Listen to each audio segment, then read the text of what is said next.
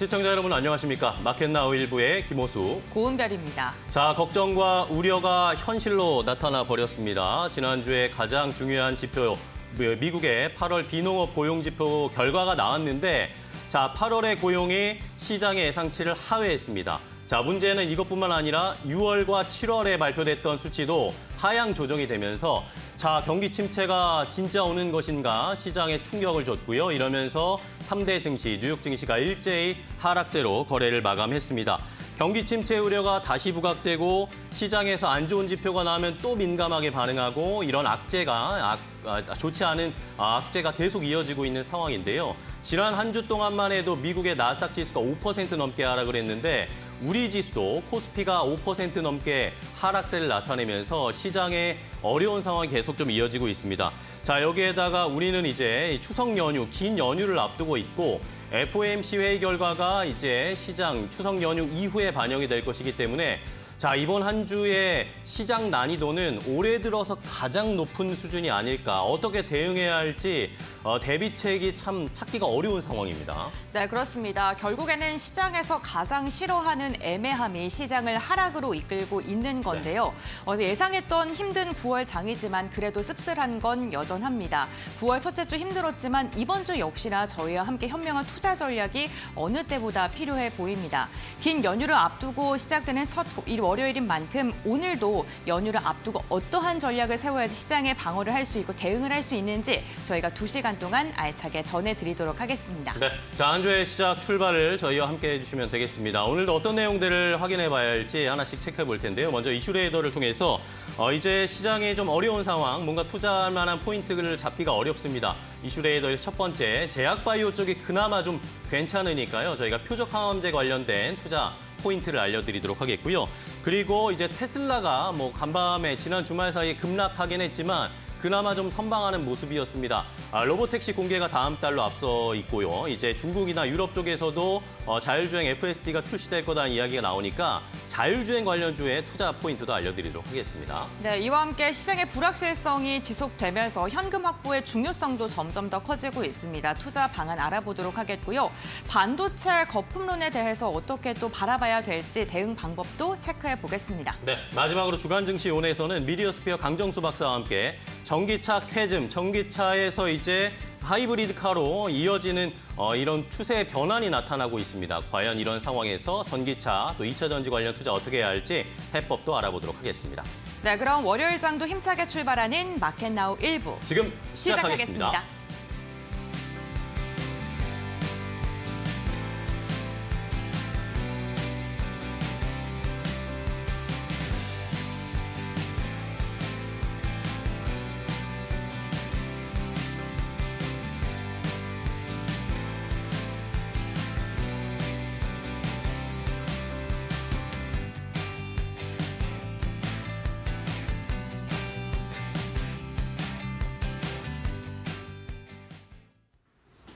마켓나우 1부 글로벌 포커스로 문을 열어보겠습니다. 우리가 잠든 사이 글로벌 시장에서는 어떠한 이슈가 있었고 우리 시장에는 어떻게 영향을 미칠까요? 유한타증권의 천안본부점 김정석 과장과 함께 알아봅니다. 안녕하십니까? 안녕하십니까? 네, 과장님, 주말 사이 미증시도 크게 흔들렸던 것으로 보이는데 어떠한 부분 집중적으로 보셨습니까? 네, 지난 금요일 뉴욕시는 그동안 경계해왔던 8월 비농업 고용지표가 전망치를 밑돌면서 약세로 마감되었는데요.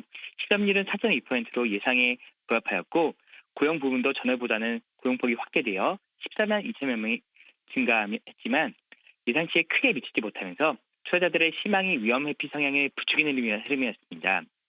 다우 S&P가 1% 하락을 보였고 나스닥이 2% 하락하며 경기 우려가 촉발한 불안감이 시장 약세를 재차 불러왔는데요. 차익 실현에 나서는 투자자가 늘어나면서 고평가 논란의 시자인 대형 기술주에서 큰 낙폭이 발생했습니다. 인공지능 대장주 엔비디아와 알파벳이 4% 하락을 보였고 아마존, 메타가 3% 하락을 보이는데요. 나스닥의 경우 지난주 5.7% 급락하며 2022년 이후 최악의 한 주를 보내며 올 초부터 변동성이 큰 약세 흐름이 전개되었습니다. 미국 제조업황이 부진하고 노동시장도 냉각하는 신호가 나오면서 또다시 아래 공포가 들여졌는데요. 이번 주 역시도 글로벌 증시가 약세를 보일 가능성이 크기 때문에 지난 8월 5일 전체 증시가 폭락한 블랙먼데이를 연상케 하는 흐름이 좀 펼쳐질 우려가 있습니다. 하지만 한편에서는 이미 학습된 부분이기 때문에 추가 하락은 크지 않을 것이라고도 보기 때문에 이후 상황을 지켜보시는 전략이 도움이 될 것으로 예상하고 있습니다. 네, 그렇군요. 이번 주 시작인 월요일장 국내 증시 쉽지만은 않아 보이는데요. 어떻게 출발 예측하고 계십니까? 네, 금일 국내 증시는 8월 비농업 고용지표 발표 여파에 하락 시작하겠지만 이후 얼마만큼 반등을 해줄 수 있느냐가 관건으로 보이는데요. 지난주 코스피는 전주 대비 130포인트가 급락하며 2,540포인트로 마감되었습니다. 종가 기준으로는 8월 9일 이후 18거래일 만에 2,600선이 재차 붕괴되었는데요. 최근 하락을 이끈 외국인이 한 주간 1조 9천억 가까이 순매도하며 하락세를 견인하였습니다. 그간 증시 랠리를 주도해온 인공지능 반도체 테마 고점은 역시 하락을 부추기는 요소인데요. 최근 증시 흐름은 미국의 경기 둔화 조짐이 오히려 금리 인하 기대감을 압도하는 분위기로 흘러가는 모습입니다. 주식시장이 금리 인하를 호재로 받아들이기 어려워졌다는 우려가 나오고 있는데요. 특히 한국 주식시장이 외국인 수급이 우호적이지 않은 상황에서 빅 이벤트를 앞둔 불안 요인이 시장 흐름을 지배할 것으로 보고 있습니다. 앞선 우려에 따른 급락도 정해될 수 있지만 이번 주 국내 증시는 차주 추석 연휴 전을 앞두고 관망세가 짙어질 전망인데요. 여기에 연준의 금리 결정과 같은 주식시장 빅 이벤트가 예정된 상황에서 불확실성이 증가할 모습입니다. 그리고 10일 진행되는 미국 대선 후보들의 TV 토론에도 관심이 집중될 모습이기 때문에 이후의 상황을 지켜보시는 전략이 시장 대응하시는데 도움이 될 것으로 예상하고 있습니다. 네, 알겠습니다, 과장님. 오늘 말씀 여기까지 듣겠습니다. 고맙습니다. 네, 감사합니다. 네, 오늘 국내 증시, 미증시의 영향을 받으면서 하락 출발을 예상을 해주셨습니다. 어쨌든 긴 추석 연휴를 앞두고 우리 시장 경계감이 짙어질 것으로 봤고요. 미국 대선 토론도 눈앞에 두어 있는 상황이고 여기에 물가 지표도 이번 주에 발표될 예정이죠. 주요 지표 발표를 앞두고 경계감과 관망세가 짙어질 것이다라고 이야기해 주신 만큼 이 부분 투자 포인트 삼으시면 좋을 것 같습니다. 지금까지 글로벌 포커스였습니다.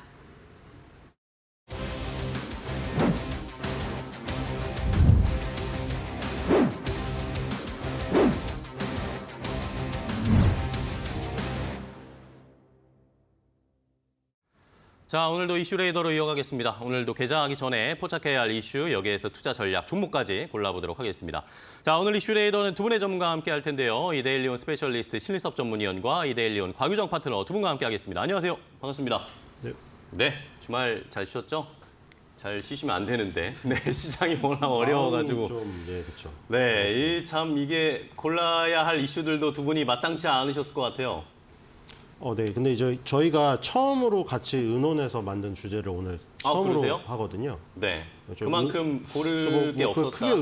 크게 시청자분들한테 의미가 있을지 모르겠으나 네. 어쨌든 같이 준비했다는 거. 알겠습니다. 어려운 시장에서 그럼 두 분이 어떤 이슈를 포착을 하셨을지 어려운 시장에서 그래도 수익을 낼 수 있을 만한 것들 이슈를 포착을 해보겠습니다. 먼저 신일섭 위원이 포착한 내용부터 확인해 볼게요. 바로 공개하겠습니다. 유한양행의 폐암 치료제 렉나자가 국산 항암제로는 처음으로 미국 식품의약품청 허가를 받으면서 국내 제약업계가 개발 중인 표적 항암제에 대한 관심도 커지고 있습니다. 여기에 현지 시간 7일부터 미국에서는 암학회가 진행 중이고요. 이달 중순 스페인에서도 유럽 종양학회가 진행될 예정인 것도 국내 제약바이오 기업들에게는 훈풍으로 작용할 것으로 보이는데요. 지난해 국내 신약 개발 파이프라인 중 35%가 항암 치료제였던 만큼 제2의 유한양행이 누가 될지 관심이 집중되고 있습니다. 그럼 관련 투자 포인트 지금부터 들어보시죠.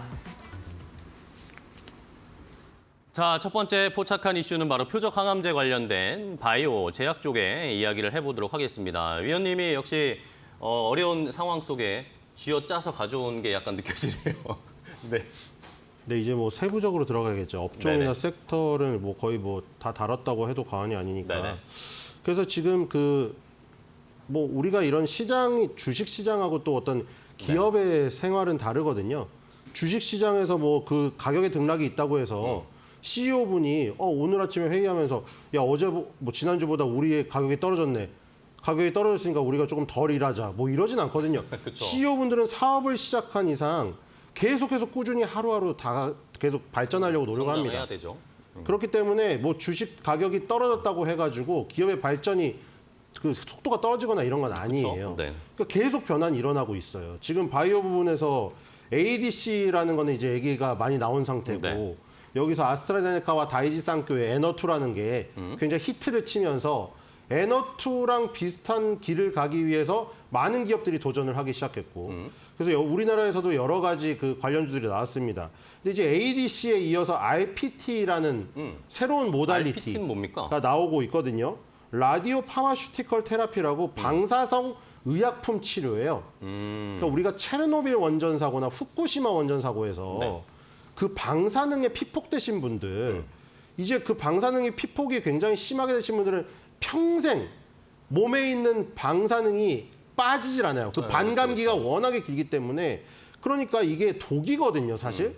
그러니까 우리가 근데 보톡스도 잘 생각해 보세요. 네. 보톡스도 사람을 죽일 수 있는 독이기 때문에 그거를 제품을 출시할 때 국가 출하 승인을 받아야 돼요. 그만큼 위험한 거거든요.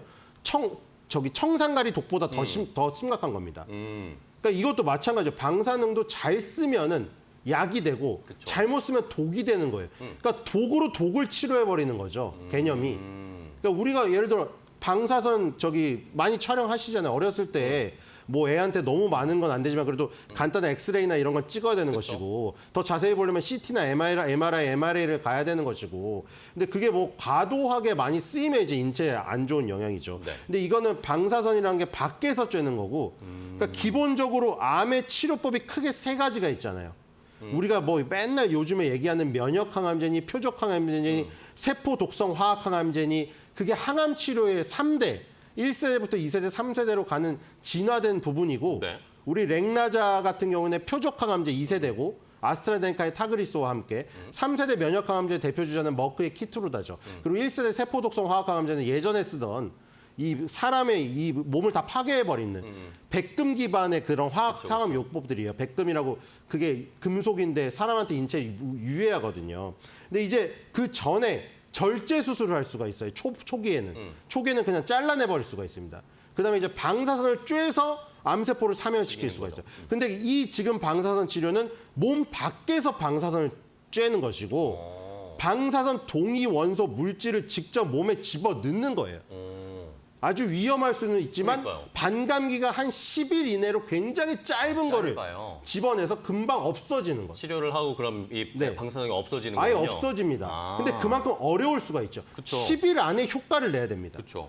그럼 이제 정확히 찾아가는 게 필요하죠. 그래서 ADC랑 똑같습니다. 원리가. ADC가 두 개 링커로 화학 독성 물질하고 거기 데려갈 수 있는 셔틀, 눈이 달린 셔틀을 연결시킨 거잖아요. 그 두 가지만 바뀐 거고 링컨 똑같아요. 세포 독성 화학 항암제를 단 ADC랑 다른 게 이거는 방사선 동위 물질. 원소를 달고 들어가고 방사선 동위 원소가 파괴력이 뛰어나지만 암세포까지 가는 능력이 없으니까 예를 들어 방사선 치료 지금 하는 게 바깥에서 쬐면은 정상세포까지도 죽을 수가 있잖아요. 그게 왜냐면 정상세포랑 그걸 구별하지 못하기 때문이거든요. 그걸 구별하게 데려다주는 리간드라는 걸 결합하는 겁니다. 방사선 동위원소랑 리간드를 링커로 결합해서 암세포로 데려간 다음에 거기다 방사선 동위원소를 폭파시켜버리는 것이죠. 그런 다음에 방광기가 짧으니까 네, 짧으니까 이제 몸 안에서 그게 그건 없어지고요. 사라지고. 그게 바로 몸 안에서 쏘는 방사선 치료를 조금 더 정밀 타격 버전으로 바꿔서 몸 안에 넣는 기술. 네. 이렇게 보시면 될 것 같아요. 알겠습니다. 자, 그럼 이 표적 항암제에 관련돼서 우리가 살펴볼 수 있는 종목들의 흐름을 확인해 봐야 되겠죠. 유한양행 이후로 그 다음 타자가 누가 될 것인지 항암제에 대한 관심이 굉장히 높아지고 있는 상황입니다. 관련된 종목 고은별 앵커 확인해 보시죠. 네, 항암 치료제 관련 기업들의 최근 흐름 살펴보겠습니다. 우선 항암 치료제를 지금 대표하는 기업은 유한양행이겠죠. 전거래일은 3% 이상의 하락세가 나왔지만 9월 2일에는 역사적 고점을 새롭게 쓰는 데 성공하기도 했습니다. 아직도 21선 위에서 움직임을 가져가면서 조정을 다시금 반등으로 이끌지 좀 주목이 되고 있는 상황이고요. 외국인의 매수세가 시장에서 이탈하는 가운데서도 유한양행은 2거래일 연속 사들이고 있는 것이 포착이 됐습니다. HLB 같은 경우에는 2.4%가량 하락하면서 5일 차트를 보게 되더라도 최근 계단식 내림세가 이어지고 있습니다. 현재 병용요법에 대해서 FDA 승인을 또 다시 재허가를 위해서 준비하고 있는 상황인데요. 연내 간암 신약 허가 결정에 대한 기대감이 커지고 있습니다만 아직은 기관의 매수만 유입되고 있는 상황이고요. 이와 함께 아마케에서 기술력을 공개할 것으로 기대가 되는 에스팜 같은 경우 0.5%가량의 상승, 에이벨바이오도 5%가량의 오름세가 나오면서 5일 차트의 하락 추세를 끊어내고 다시금 반등을 시도하고 있는 것으로 확인되고 있습니다. 최근 담도암 2상과 3상에 대한 치료제에 대한 기술 개발에 박차를 가하고 있는 상황이고요. 내년 상반기 임상 결과를 발표할 예정이라고 합니다. 전일 4거래일 만에 주가 상승하는 데 성공을 했는데요.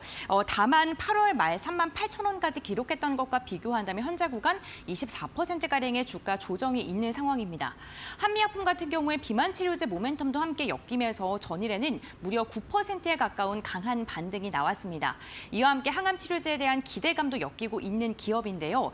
항암 치료제 관련 기업들 종목마다 좀 주가의 움직임이 다르고요. 외국인과 기관의 매수세도 선별적으로 유입되고 있습니다.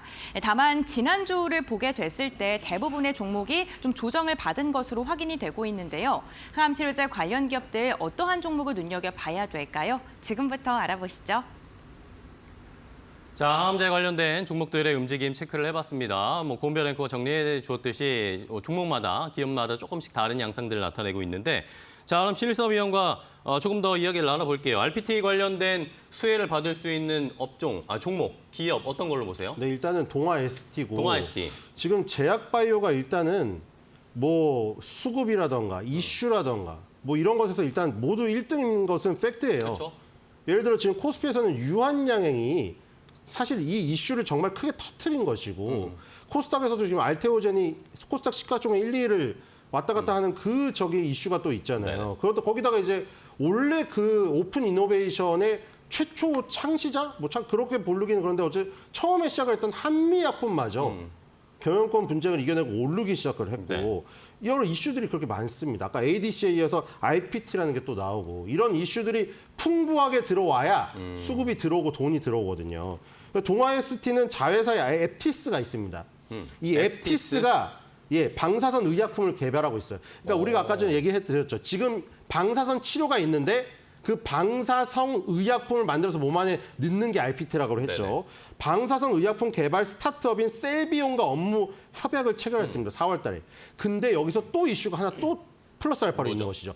셀비온이 10월 달에 상장을 합니다. 아, 그렇죠. 그러니까 이게 또 이슈가 겹친 것이죠. 두 회사가 위암이랑 췌장암, 고형암이라고 하죠. 우리가 딱딱한 암. 이거를 치료제 개발을 목표로 하고 있는데 일단 우리나라 기업들은 아까 전에 설명을 안 드렸는데 알파 방사선 동위원소인 악티늄 225, 그러니까 AC225 기반의 RPT들을 다 개발하고 있습니다. 근데 현재 지금 노바티스가 이 씬에서 가장 앞서 나가고 있거든요. 네. 아까 ADC에서는 아스트라제네카가 제일 앞서 나가고 있는데 이 씬에서는 노바티스가 제일 앞서 나가고 있어요. RPT에서? 근데 노바티스가 FDA에서 2개를 승인을 받았는데 RPT 거를 얘는 지금 베타 동위원소 기반입니다. 근데 알파 방사성 동위원소가 방사성 동위원소보다 조금 장점이 뭐냐면 파워가 10배가 세요. 그러니까 그만큼 시간을 단축할 수 있고 암세포를 더 파괴를 강하게 시킬 수가 있습니다. 그래서 우리는 악티늄 225 기반으로 대부분 개발하고 있다는 것이고 그다음 앱티스의 링커 플랫폼 기술 앱클릭이 있고요.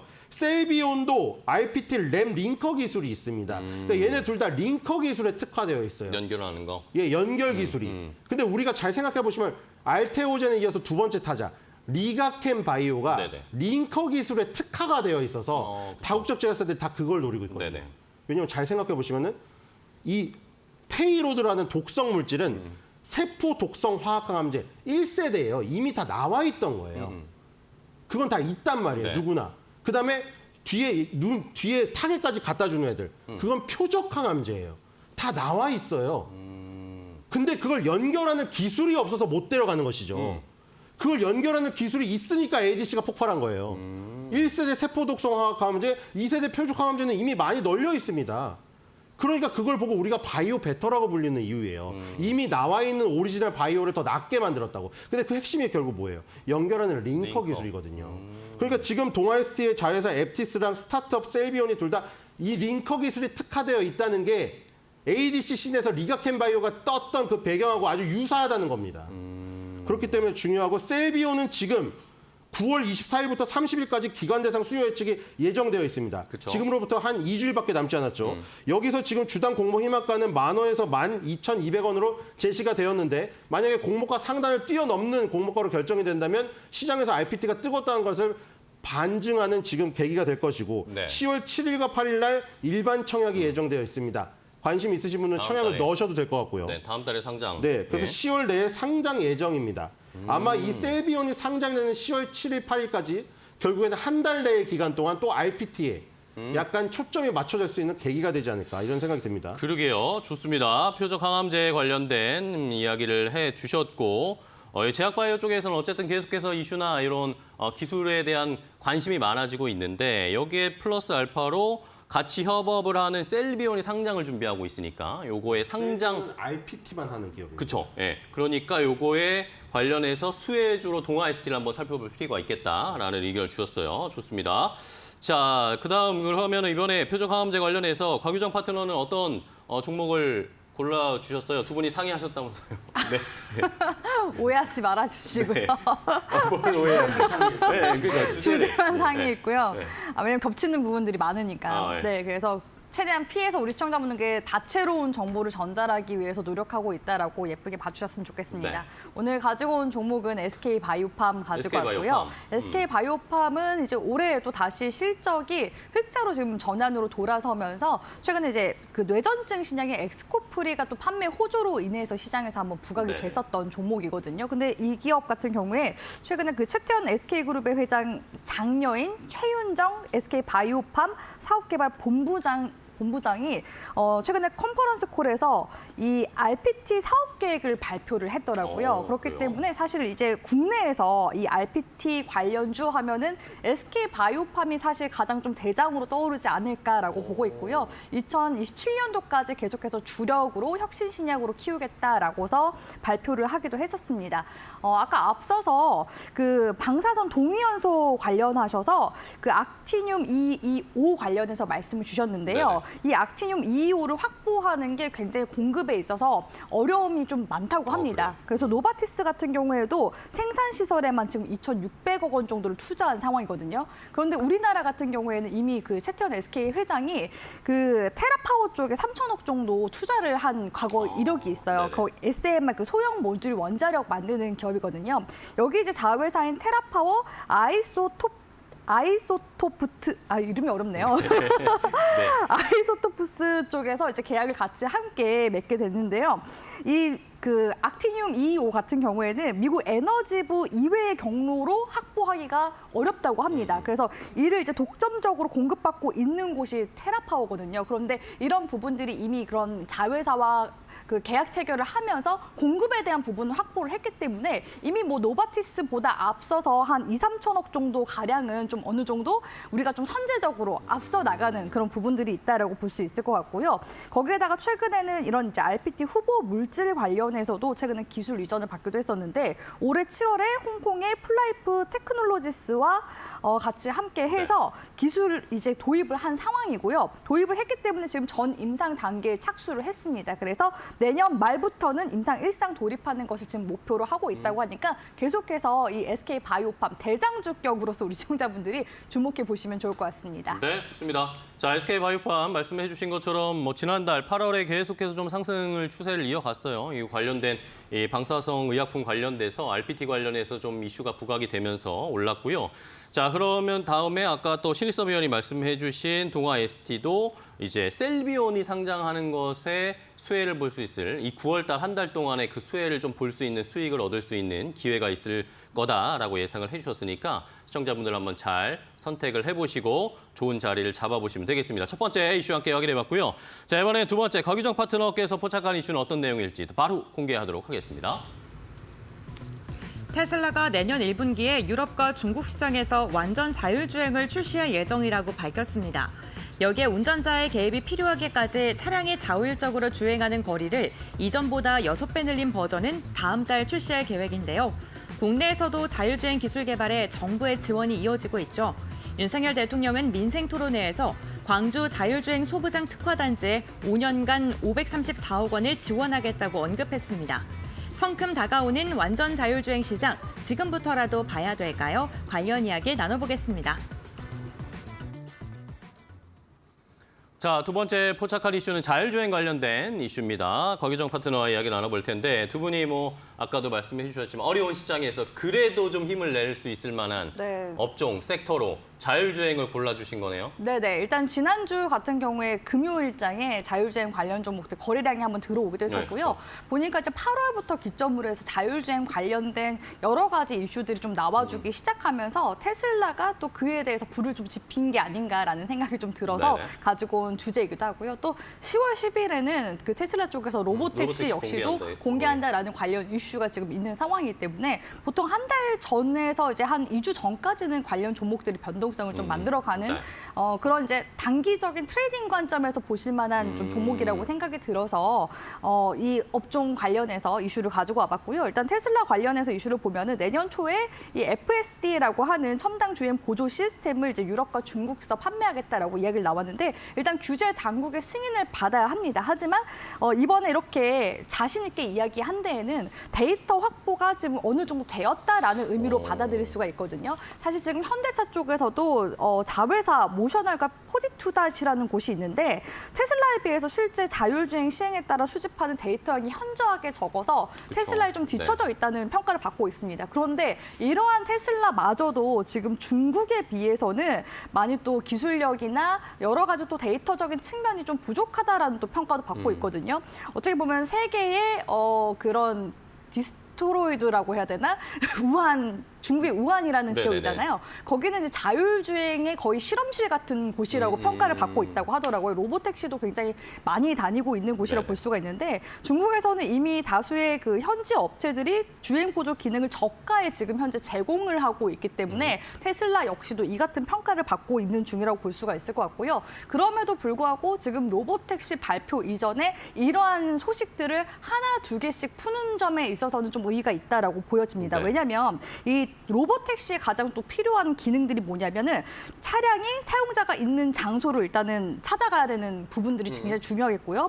또 지정한 장소로도 당연히 이동을 해야 되겠죠. 마지막으로 주차하는 기능까지도 필요한데 8월 달에 또 공개한 내용들을 보면 진짜 스마트 소환이라는 기능을 또 내보이기도 했었거든요. 이 기능 같은 경우에는 4년 전에 그러니까 2020년도경에 업계 최초로 이 서비스를 공개했다가 그 성능이 너무 형편없다라고 해서 비웃음을 좀 당하기도 했었습니다. 하지만 4년 만에 또 다시 그 회심에 부활을 했기 때문에 지금 기대감이 또 상당히 있는 그런 상황이라고 볼 수가 있을 것 같고요. 또 자율주행 같은 경우에는 만약에 트럼프 전 대통령이 당선될 경우에는 관련 규제들을 완화함으로써 자율주행 기술이 좀 더 개발이 가속화될 것이다라는 그런 평가들도 있기 때문에 어떻게 보면은 이런 자율주행 관련 섹터가 또 미 대선 관련 수혜 섹터로 엮여 있다라는 부분들도 잘 보시면 좋을 것 같습니다. 거기다 최근에는 이제 우버 CEO도 한국에 방한해서 우리나라 자동차 기업들과 같이 함께 자율주행 협력을 하고 싶다라고 해서 파트너십에 대한 의사를 밝히기도 했었고요.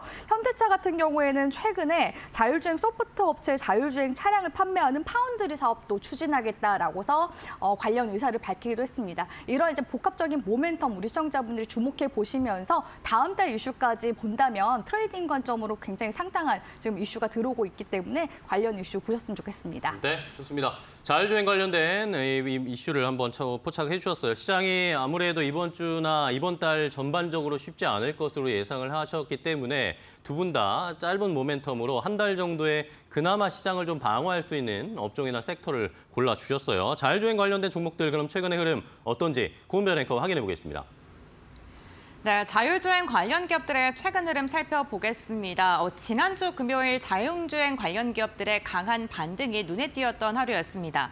대표적으로 오토엔 같은 경우에는 24%가량의 급등세가 나왔는데요. 지난달 말에 장대 양봉을 그린 다음에 한 4거래일간 주가 조정이 나왔고요. 전거래일 다시금 좀 들어 올리는 모습이 나타났습니다. 피런티어 역시나 23%가량의 오름세가 나오면서 반등력이 좀 확인이 됐던 모습이었는데요. 지난해 9월부터 꾸준하게 내림세를 그리고 있다는 점은 특징적이고요. 저점에서 지난주에는 좀 유의미한 반등이 확인이 됐습니다. 라닉스 역시나 5%가량의 강세, 스마트 레이더 시스템과 캠시스도 4에서 5%가량의 오름세가 확인이 됐는데요. 자율주행 관련 기업들 5일 차트를 보게 된다면 굉장히 비슷하죠. 한 4, 5거래일간 조정을 받다가 전일은 좀 들어 올리는 모습이 나타났고요. 긴 추세적인 모습을 보게 되더라도 지난해 초부터 꾸준하게 내림세를 기록을 하면서 저점을 갱신하는 판단하는 모습이 나타났습니다.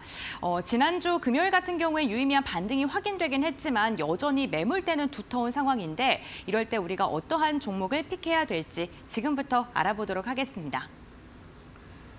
자, 어쨌든 테슬라의 자율주행 FSD 관련된 이야기들이 나올 때 또 로보택시 공개가 될 때 한 번 더 자율주행과 관련된 이슈가 부각되면서 주가도 올라갈 수 있을 것이라고 예상이 되는데 자, 그럼 이 한 달 정도의 기간 동안 저희가 어떤 네. 종목으로 공략을 해보면 좋을까요? 일단 지금 장이 워낙 안 좋기 때문에 네. 현재 시점에서 이런 이제 테마가 들어오는 종목들은 말씀드렸다시피 트레이딩 관점으로 일단 보시라고 말씀을 드리고 네. 싶고요. 지난주 금요일장에서 상한가까지도 한번 갔다 왔었던 퓨런티어를 가지고 왔습니다. 퓨런티어. 일단 네. 거래량이 한번 크게 붙어줬기 때문에 단기적인 변동성은 계속해서 만들어 나갈 가능성이 높거든요. 이 기업 같은 경우에는 카메라 모듈 관련 자동화 장비 만드는 관련 기업이라 볼 수가 있을 것 같고요. 주로 이제 자율주행차에 들어가는 센싱 카메라 조립과 검사 장비에 들어가는 주요 장비를 개발하는 기업이라고 볼 수가 있습니다. 거래처가 사실 되게 이제 빵빵하다고 볼 수가 있는데요. 삼성전기뿐만 아니라 세코닉스, MC넥스 같은 카메라 제조사들뿐만 아니라 모비스, 만도 같은 그런 이제 기업들에도 장비를 공급하고 있고요.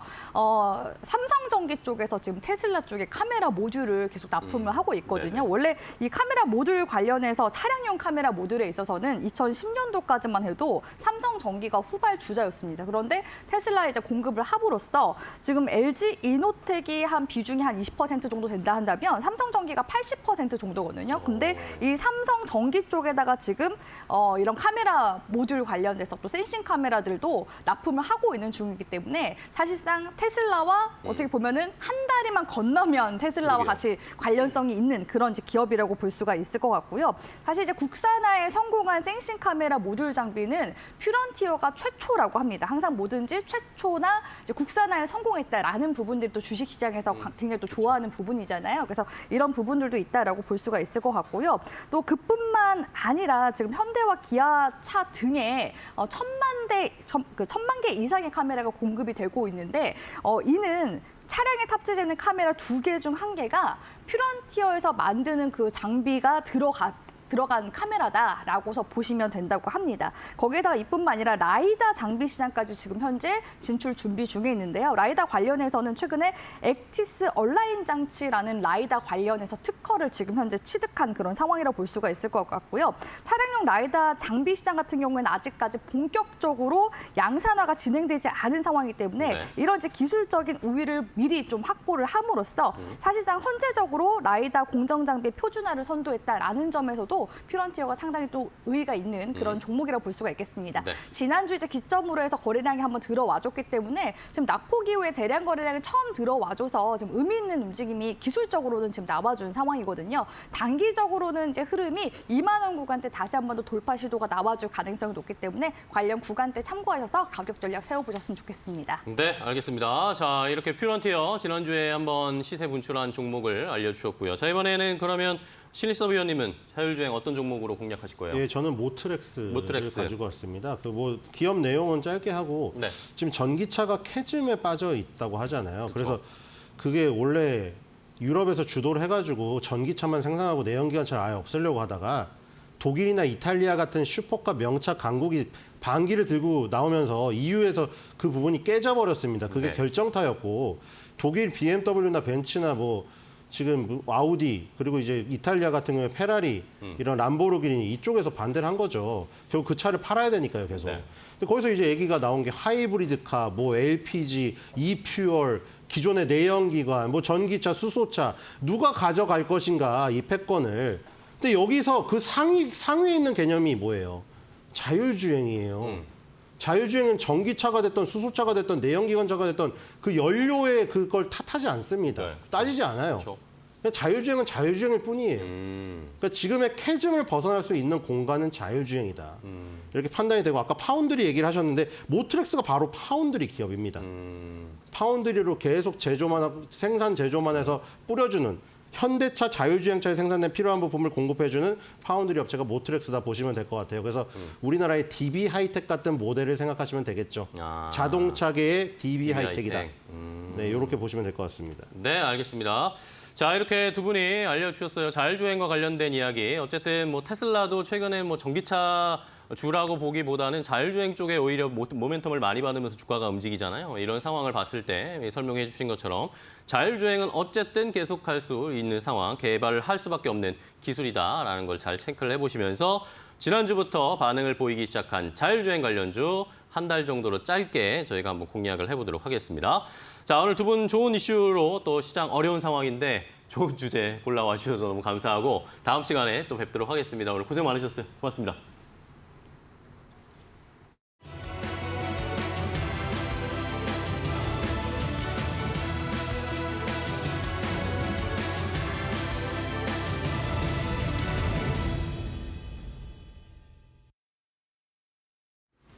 네, 마켓 리포트에서 오늘도 두 가지 종목을 함께 살펴보도록 하겠습니다. 첫 번째 살펴볼 종목은 현대건설이고요. 대신증권에서 리포트를 발간했네요. 제목에는 수익성까지 갖춘 올라운더 플레이어 지향이라고 적었습니다. 애널리스트 데이에 참석한 뒤에 리뷰 개념으로 리포트를 발간한 건데요. 현대건설에서는 현재 기업 가치가 저평가되어 있는 국면에서 탈피하기 위해 전략을 세웠다고 밝히고 있습니다. 크게 두 가지 축이 있는데 첫 번째는 신규 비즈니스로의 확장, 두 번째는 기존 사업의 고도화입니다. 첫 번째 신규 비즈니스라는 것은 데이터 센터 건립 분야에서 핵심적인 지위를 선점한다는 내용이고요. 두 번째 기존 사업 고도화 같은 경우에는 복합 개발 사업과 연관이 있습니다. 목표 주가는 기존 수준인 46,000원을 유지했고요. 투자 의견 매수 유지합니다. 이어서 다음 장 통해 더 자세히 살펴보시죠. 먼저 신규 비즈니스 확장에 연관이 있는 데이터 센터부터 살펴보도록 하겠습니다. 데이터 센터 건립 사업 같은 경우에는 기존의 상업용 부동산 대비해서 높은 수익률을 가져갈 수가 있고요. 또 임대 계약을 장기로 하기 때문에 현금 흐름에도 안정성이 있다는 게 장점입니다. 또한 글로벌 클라우드 사업자와 IT 기업들도 한국으로 대거 진출하고 있는데 저렴한 전기료 그리고 안정적인 통신망 때문이죠. 다만 까다로운 사업이긴 합니다. 왜냐하면 엔드 유저가 확보되지 않은 상태에서 초기 개발에 들어가고 개발 중에 엔드 유저가 확보되면 이들의 수요에 맞춰서 설계를 변경해야 하는 데다가 공사 기간도 타이트한 편이기 때문이죠. 현대건설은 국내 건설업자 가운데서는 가장 많은 데이터 센터 건립 경험을 가지고 있고요. 이를 통해 노하우도 확보하고 있기 때문에 선점할 수 있는, 지위를 선점할 수 있는 데 있어서는 매우 유리한 입장이라는 이야기입니다. 두 번째, 기존 사업의 고도화와 연관이 있는 것은 준자체 대형 복합개발 사업을 궤도에 올리고 있다는 점이 되겠습니다. 크게 세 가지가 있는데 송파 비즈니스 클러스터가 있고요. 두 번째는 힐튼 호텔, 세 번째는 CJ 가양이 있습니다.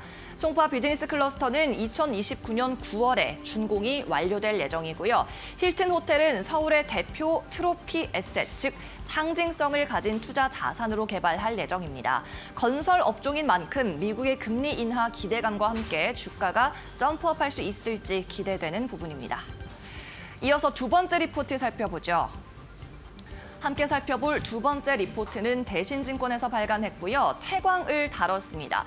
피팅 밸브 업체인 만큼 원자력이나 조선 같은 여타 다른 경기와 민감하게 움직이는 종목인데요. 제목에 수주 그리고 수익성이 회복 구간에 진입했다라고 밝혔습니다. 태광 같은 경우에는 카타르 노스필드 프로젝트에서 수주가 있을 걸로 예상되고요. 또 삼성중공업의 해양 플랜트에서도 또 폴란드향 원자력 발전소 쪽에서도 수주가 있을 걸로 예상됩니다. 이를 기반으로 올해 하반기 그리고 내년에는 수익성이 회복될 수 있을 것 같은데요. 또 현재 주가도 저평가되어 있다고 밝히고 있습니다. PEB가 0.6배 수준으로 저점 수준이다라면서 매수 유효하다고 적었는데요. 투자 의견은 기존 수준인 17,500원, 투자 의견도 매수 유지했습니다. 계속해서 다음 장 보겠습니다.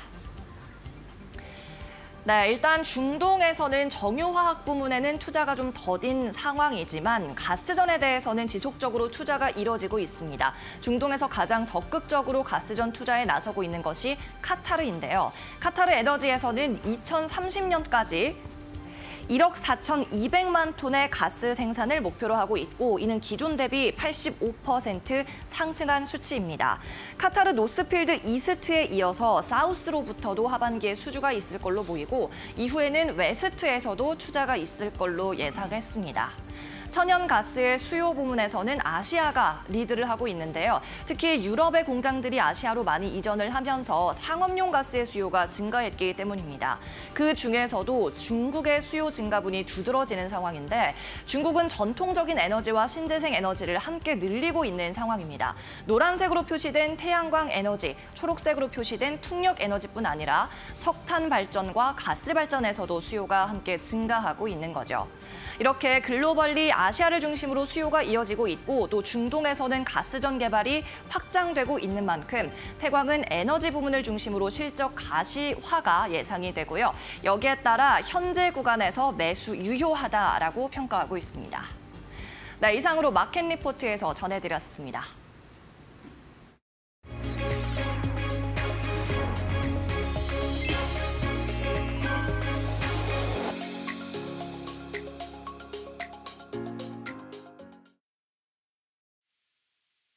네, 안녕하세요. 반갑습니다. SK증권 이천지점 최영호 차장입니다.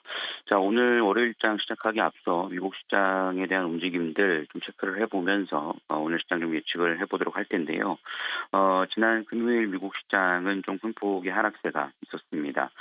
가장 중요하게 여겨졌던 고용 보고서가 발표가 됐는데 비농업 부분에서 14만 2천 명이 좀 발표가 되면서 예상치를 하회하는 모습이었고 실업률은 4.2%로 예상치에 좀 부합하는 모습이었습니다. 이러한 점들이 시장이 좀 부담으로 작용을 했다라고 볼 수 있을 텐데요. 최근 경기 침체에 대한 우려감이 좀 나타나주고 있고 연준 위원들 중심으로 빅컷에 대한 얘기까지 나오고 있는 상황이기 때문에 실질적으로 미국 경기에 대한 위축에 대한 우려감들이 계속해서 좀 이어지고 있고 이로 인해서 그동안에 좀 상승을 보였던 반도체 섹터들의 차익 실현 매물이 지속되고 있다라고 볼 수 있겠습니다. 특히나 반도체를 중심으로 해서 차익 실현 매물이 나오고 있는 상황이기 때문에 한국 증시에는 상당히 좀 부담으로 작용을 하고 있는 상황이라고 좀 볼 수 있겠고요. 특히 한국 증시 같은 경우에는 금투세에 대한 얘기까지 좀 반영이 되면서 투자 심리가 상당히 좀 크게 위축되는 모습들을 좀 보여주고 있는 상황입니다. 최근 코스피의 흐름들을 살펴보면 지난 블랙 먼데이 이후로 시장의 상승세가 2,700선대까지 좀 나왔습니다만 현재 2,500선 초반대까지 좀 하락을 하면서 그동안의 상승폭의 절반을 좀 반납한 모습들을 보이고 있는 상황입니다. 그만큼 현재 시장에서 굉장히 좀 중요한 시기에 놓여 있다라고 볼 수 있겠고요. 2,500선에 대한 지지 여부에 따라서 시장의 좀 탄력도가 좀 결정이 될 것으로 예상이 되고 있는 상황입니다. 다만 지금 현재 경기 침체에 대한 우려감들은 나오고 있으나 현재 경제 지표가 실질적으로 크게 위축되는 모습들이라기보다는 선반영을 보이면서 우려감이 좀 반영이 되고 있지만 앞으로의 연준 위원들의 빅컷이나 금리 인하의 발언들로 인해서 시장은 좀 되돌림을 좀 만들어낼 수 있지 않을까라고 생각을 하고 있는 상황입니다. 그렇기 때문에 현재 코스피 지수가 그런 점에서 반등을 만들어내기 위해서는 2,500선의 좀 지지대가 좀 중요할 것으로 예상이 되고 있고요. 다만 코스닥의 경우에는 이미 블랙 먼데이 이후의 상승폭을 절반을 하회하는 모습들이 좀 보여주면서 투자 심리가 좀 더 강하게 위축되는 모습입니다. 특히 바이오 섹터를 중심으로 해서 하락세가 이어지고 있고 특히나 금투세라고 하는 점은 개인 투자자들의 직접적인 영향을 미치다 보니 개인 투자자의 투자 비중이 높은 코스닥 쪽을 중심으로 해서 하락세가 좀 크게 나타나주고 있다라고 좀 생각을 해볼 수 있겠습니다.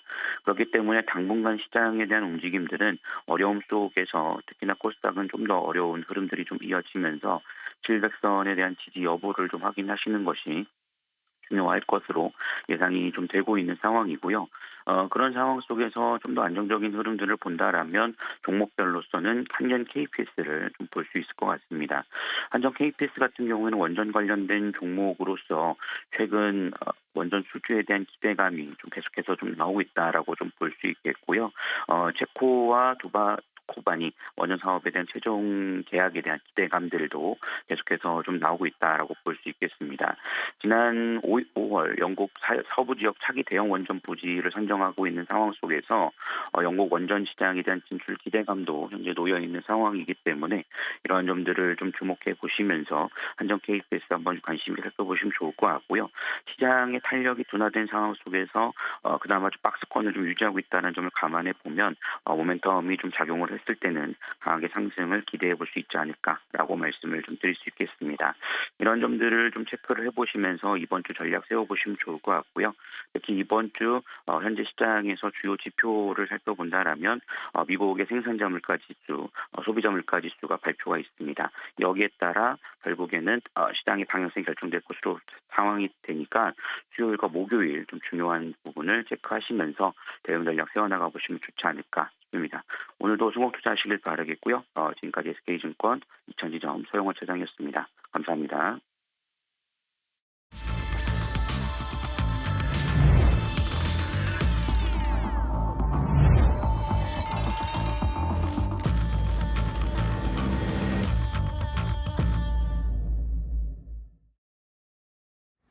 마켓 스탠바입니다. 이제 장 출발 10분 정도 남겨두고 있습니다. 현재 시간 8시 48분을 향해서 달려가고 있는데요. 자, 지난주에도 큰 조정을 받았던 우리 시장, 오늘도 역시 쉽지 않을 것으로 예상됩니다. 8월에 우리가 큰 하락, 블랙 먼데이를 맞았었는데 9월의 초반에 또다시 그런 양상이 재현되는 것은 아닌가 좀 우려스러운 상황이 나타나고 있습니다. 자, 지난주에 미국에서 고용지표라든지 그리고 제조업 지표 같은 것들이 발표가 됐는데 전부 다 시장에서 이것을 경기 침체가 오는 상황으로 받아들이고 있습니다. 이것이 문제이기 때문에 뉴욕 시장 자체가 흔들리고 있는데 여기에다가 그 악풍이 우리에게도 계속 고스란히 전해지는 상황이기 때문에 충격이 더 클 수밖에 없는 계속 그 악순환이 이어지고 있습니다. 자, 지금 코스피도 2,500선 이탈할 것으로 예상되고 코스닥도 700선 이탈할 것으로 예상이 되는 상황이어서 오늘 안전바를 잘 잡고 대응책을 마련해야 할 것 같습니다. 두 분의 전문가와 함께 오늘 장 출발 어떻게 준비해야 할지 자세하게 이야기 나눠보도록 하겠습니다. 자, 오늘은 레몬 리서치의 김민수 대표, GC인포 박수범 대표, 고은별 앵커와도 함께하겠습니다. 안녕하세요. 반갑습니다.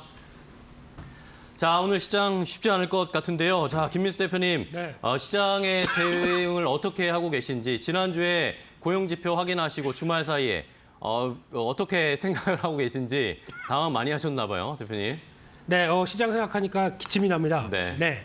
일단 지난 미국 시장 또 급락이 나오기 시작하면서 지금 여러 가지 낙폭이 커지는 원인이 뭘까라고 고민을 해보게 되면 그 부분은 일단 경기에 대한 불안감들이 가장 크다고 봐야 될 것 같고 게다가 또 이는 정책 금리가 바뀌기 시작하는 첫 흐름이다 보니까 시장에서 불확실성이 상당히 큽니다. 그렇다는 얘기는 거기서 나오고 있는 금리가 인하되면서 나왔었을 때 이어지는 단기 자금 시장의 여러 가지 변화들은 상대적으로 좀 복잡하다라는 쪽에서 변화가 나오고 있고 게다가 또 엔화의 강세가 눈에 띄죠. 지금 달러는 생각보다 그렇게 많이 올라오진 못했는데 변동은 커졌지만 어떤 변화가 특별히 방향성이 나오지 못했는데 엔화 같은 경우는 뚜렷하게 강세로 이어지다 보니까 그에 따라서 엔캐리 트레이드와 관련된 청산 우려가 또다시 불거지는 모습들이 시장의 좀 불안감으로 이어졌다고 봐야 될 것 같고요. 마지막으로는 시장이 금투세 관련된 이슈가 계속 있다 보니까 자금이 말라버린 시장의 또 다른 변화, 게다가 또 다음 주에 추석입니다. 그렇게 되면은 추석을 앞두고 적극적으로 시장의 참여가 상대적으로 크지 않다 보니까 그에 따른 부담감도 가장 크게 나오고 있다라는 점들이 가장 중요한 시장의 위축 요인이 아닌가 생각되고 있고요. 그렇다면 지금 시장은 어떻게 대응할 것이냐가 가장 중요한 문제겠죠. 오늘 또 블랙 먼데이에 대한 공포도 상당히 큰 흐름들인데 일단 지금까지는 제가 시장에 대한 좀 부정적인 흐름, 그러니까 즉 현금 확보를 좀 주력하자 그리고 또 리스크 관리가 가장 중요하다라는 관점적으로 계속 이어왔던 상황들인데 이제 지금부터는 오히려 이제 2,500선 이하 그리고 또 2,400선 초반까지 들어가는 모습들이 이어진다라고 하게 되면 여기서는 오히려 반대의 기회를 좀 노릴 때가 아닌가 생각됩니다. 그만큼 시장이 먼저 우려감 때문에 많이 하락했다라고 하게 되면 어떤 아직까지는 그에 따른 변화보다는 주가의 낙폭을 먼저 보여줬다는 관점 쪽에서 지금부터는 오히려 낙폭이 커지는 만큼 그에 따른 선택과 집중이 필요한 시점이 아닌가라는 관점 쪽에서 일단 이를 시장의 낙폭을 좀 이용한다라는 관점인데 하지만 그전에는 지금 또 비중이 꽉 차 있는데 거기다 또 무리하게 대응하시면 안 되겠죠. 그런 관점 쪽에서 일단 주가의 하락을 좀 이용을 할 때가 서서히 다가오고 있다라는 관점 쪽으로 바라봐야 될 것 같고요. 그렇게 되면은 하락이 어느 정도 좀 충분히 이어져서 이제 반전의 모멘텀을 가졌을 때 시장에서는 어떤 섹터를 관심을 가져야 되겠느냐라는 부분들을 한번 더 생각을 해보게 되면요. 일단 가장 중요한 거는 낙폭이 컸던 부분들, 반도체 같은 경우도 업황이 벌써 약간 좀 여러 가지 노이즈가 나올 정도에 대한 흐름들이 이어졌다라고 하게 되면 지금부터는 추가적인 낙폭에서는 오히려 어느 정도 이를 좀 안고 갈 수 있는 전략들이 좀 더 낫지 않을까라는 관점 쪽에서 당장이 아니라 하락 시에 계속 저점에 대한 흐름들을 좀 체크하는 게 좋을 것 같고요. 그밖에 조선 쪽도 업황 분위기 그렇게 나쁘지 않은데 중국 쪽에서의 어떤 수주가 늘어났다. 그리고 또 3분기에 대한 슬로우한 실적에 대한 부담감들이 주가의 부담으로 작용했다고 하게 되면 오히려 이런 부분들은 앞으로는 또 내년 그리고 4분기와 내년의 실적을 생각하게 되면 오히려 저점 매수의 기회다라는 관점으로 바라보고 있고요. 그밖에 화장품 쪽은 더할 나위 없이 좋습니다. 주가만 하락했다고 봐야 될 것 같고요. 그렇기 때문에 그런 부분들을 이용하자라는 쪽과 함께 라면 쪽은 8월 달에 수출이 좀 슬로우해졌습니다. 그럼에도 불구하고 내년에 이어질 수 있는 삼양식품 중심의 어떤 변화 이어가게 되면 오히려 이런 것들도 좀 기대 요인들이 높다라는 쪽에서 이를 주가 하락을 이용할 만한 섹터들은 계속 또 체크를 하시는 게 좋겠다 이렇게 말씀을 드리겠습니다. 네, 알겠습니다. 김민수 대표는 최근 시장의 전반적인 부분을 이야기해 주시면서 조정이 끝나고 반등력이 나타났을 때 관심 있게 두면 좋을 섹터에 대해서도 좀 언급을 해주셨습니다. 그렇다면 박수범 대표는 어떠한 이슈를 꼽으셨을까요? 네, 뭐 시장 자체가 지금 현재 뭐 좋지 않은 건 사실인 것 같습니다. 아무튼 뭐 시장이 이렇게 흐름을 좀 보여주다 보니까 매크로가 전체적으로 좀 좋지 못한 분위기들 이번 주 같은 경우에도 뭐 여러 가지 뭐 이슈가 있긴 한데요. 아무튼 그래도 지금 현재 반도체가 국내 증시에서는 그렇습니다. 지금 반도체가 지금 현재 어디서 저점을 잡고 반등을 좀 보여줄 것이냐 이게 상당히 좀 중요한 이제 관전 포인트라고 저는 보고 있는데요. 뭐 그 부분에 있어서 지금 현재 반도체 관련 업황에 대해서는 계속해서 노이즈는 좀 나와주고 있어요. 그리고 뭐 증권사들 같은 경우에도 CLS의 뭐 홍콩에 있는 본사를 두고 있는 회사이기도 하고 뭐 중국의 또 인수한 증권사이기도 한데 뭐 여기서도 지금 이제 나온 내용들을 좀 보게 되면 일단 뭐 영업이익이 3분기 영업이익이 삼성전자가 뭐 12조 9천억에서 10조 3천억까지 하향 조정될 수 있다는 얘기도 좀 나왔고요. 뭐 그에 따른 이제 미래세 쪽에서도 마찬가지고 좀 비중을 좀 축소에 대한 얘기들이 좀 나와주고 있습니다. 그러니까 단기적으로 올라갈 만한 트리거가 좀 부족하다는 얘기가 계속해서 좀 나와주고 있기 때문에 삼성전자, SK하이닉스 물론 지금 현재 이런 지금 반도체 수요가 어떻게 보면 B2B 쪽이 좀 강했던 부분들이었습니다. 상반기 같은 경우에. 근데 B2C 쪽이 아직까지는 좀 살아나고 있지 않다. 그 PC라든가 노트북 같은 경우에도 생각보다는 매출이 좀 약간 좀 예측치보다는 좀 저조한 거 아니냐라는 얘기가 나오면서 레거시에 대한 이제 걱정거리도 조금씩 좀 발생하고 있는 부분도 있죠. 아무튼 지금 현재 상황에서는 뭐 반도체도 진짜 안 좋은 노이즈는 좀 계속해서 발생하고 있지만 그래도 유럽에서 지금 열리고 있는 IFA 2024에서는 뭐 그래도 새로운 신제품들이 계속해서 나와주고 있습니다. 스마트 홈에 대한 관심도 좀 높아지다 보니까 관련된 제품들에 대한 내용들이 나와주고 있고 삼성 쪽에서도 스마트 홈에 있어서 이제 볼리라는 또 제품을 또 새롭게 또 공개도 하기도 했었고 뭐 이런 부분들을 우리가 그래도 뭐 희망의 끈을 놓치지 않고 좀 바라봐야 될 내용들, 이슈들 계속해서 나올 것으로 기대되니까요. 이런 부분들도 우리가 한번 체크해 나가면서 대응해보자 말씀드리고 그리고 제약바이오 같은 경우에도 지금 현재 일단 좀 긍정적으로 좀 봐야 되지 않나라고 좀 판단하고 있습니다. 제약바이오 같은 경우에도 지금 현재 우리나라 같은 경우에는 올해 고령화로 좀 접어들죠. 65세 이상 인구가 전체 인구의 20%가 넘어가게 되면 이제 고령화로 이제 접어들게 되는데 작년 같은 경우에는 18.2%였어요. 근데 올해 같은 경우에는 20%가 넘어갈 것으로 보고 있고 20.4% 정도 증가할 것으로 보고 있습니다. 그렇기 때문에 이 고령화가 진행되는 부분들에 있어서 아무래도 이제 제약바이오 회사들 입장에서는 앞으로의 이제 실적에 대한 기대감이 좀 높아진다라는 부분들이죠. 하지만 뭐 지금 미국 대선을 보더라도 해리스와 트럼프가 이제 전략이 좀 틀립니다. 전략이 틀린 부분인데 해리스가 최근에 좀 많이 좀 올라오고 있고 해리스 같은 경우에 약간 인하에 대한 이제 강력한 정책을 좀 펴려고 하고 있는 상황이기 때문에 제가 보는 입장에서는 바이오시밀러라든가 이런 새로운 신규 제품에 대한 부분들보다는 CMO 쪽을 좀 바라봐야 되지 않나. 뭐 그렇기 때문에 지난주 같은 경우에 삼성바이오로직스 같은 경우에도 시장이 안 좋은 가운데에서도 이제 좀 상승 분위기를 좀 만들어줬다는 부분들에 있어서 뭐 삼성바이오로직스도 마찬가지고 SK바이오사이언스라든가 아니면 뭐 바이넥스라든가 이런 종목들도 우리가 관심 있게 보자라 말씀드립니다. 자 그리고 세 번째로는 아무래도 시장이 좋지 못하다 보니까 아침에 9시에서 9시 반까지 사이에는 거래량이 상당히 많이 좀 늘어납니다. 거래량이 늘어나는데 이 부분들은 뭐 거의 데이 트레이딩 물량들이니까요. 뭐 그 부분에 있어서 너무 추격 매수하지 마시고 진짜 좋은 이슈가 이게 뭐 연속성을 좀 가지고 있다라고 판단된다면 우리가 따라가 볼만 하겠지만 뭐 그 부분에 대해서는 우리가 구분을 해 나가면서 대응할 필요가 있다고 말씀드립니다. 네, 알겠습니다. 자, 시장 오늘도 장 출발 쉽지 않을 것으로 예상이 됩니다. 최근에 11거래일 중에 10거래일 연속으로 계속해서 외국인들이 매도를 하고 있기 때문에 우리 시장 올라갈 수 있는 모멘텀들 전혀 찾기가 어려운 상황인데 오늘도 양시장이 큰 개파락 출발 예상되고 있습니다. 더 자세하게 동시효과 상황을 보면서 대비를 해야 되겠는데요. 고은변 앵커와 함께 준비해 보겠습니다. 네, 9월 9일 월요일장 국내 증시 예상 체결지수 알아보겠습니다. 주말 사이 발표된 미국의 8월 고용 보고서 그로 인해 뉴욕 증시는 크게 하락을 했습니다. 우리 시장 역시나 이에 대한 여파를 고스란히 받고 있는 개장 전인데요. 우선 유가증권 시장 1.8%가량 하락하면서 2,469선에서 출발될 것으로 보입니다. 2,500선 결국에는 내어준 채 출발할 것으로 보이고요. 코스닥 같은 경우에는 2.4% 깊게 밀립니다. 690선을 이탈하면서 출발을 할 것으로 보입니다. 어쨌든 시장에서는 외국인과 기관의 증시 이탈이 지금 지속적으로 주가를 눌어내리고 있는 하방 압력으로 작용하고 있는데요. 그렇다면 유가증권 시장 시가총액 상위 종목들은 어떻게 출발할지 함께 알아보겠습니다. 먼저 1위부터 5위까지 흐름 함께 살펴보시죠. 지금 1위부터 5위까지 현대차만 보합권에서 방어를 해주는 모습이고 1위부터 4위까지 일제히 하락 출발 예상되고 있습니다. 특히나 SK 하이닉스가 3% 이상 빠지면서 5만 원대가 좀 위협받을 것으로 보이고 삼성전자 역시나 6만 7천 원도 내어준 채 출발할 것으로 보입니다. 오늘 KB증권이 리포트를 내놓았는데 삼성전자 목표 주가 하향 리포트 제시했습니다. 참고해 보시면 좋을 것 같고요. LG에너지솔루션 1.6%가량 하락 출발 예상되고 있습니다. 다음은 6위부터 10위권 함께 보겠습니다. 6위부터 10위권을 보게 됐을 때 KB금융이 그래도 0.1% 상승 출발 예상되면서 10위권 내에서 유일하게 빨간불을 그리면서 출발될 것으로 보이고요. 반면 신한지주 같은 경우에는 1.5%가량의 하락으로 출발이 예상되고 있습니다. 셀트리온 2% 이상 빠질 것으로 보이고 기아 같은 경우에도 1.4% 하락 출발 예상되고 있습니다.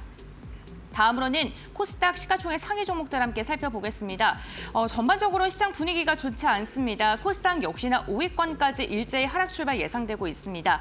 2차 전지, 제약바이오 할 것 없이나 전반적으로 하락 추세 이어갈 것으로 보이는데 알테오젠이 3% 이상 빠지면서 28만 9,500원 선, 2차 전지 대장주인 에코프로비엠도 1.9%가량의 하락 출발 예상되고 있습니다. 오늘 전반적으로 시장 분위기 좋지 않은 가운데 HLB는 그래도 지수 대비는 버텨주는 모습입니다. 0.4%가량 하락 출발 예상되고 있습니다. 엔캠 같은 경우 지난주 금요일 깊게 밀렸었는데 오늘도 1% 이상 하락 출발 예상되고 있습니다. 6위부터 10위권 보겠습니다.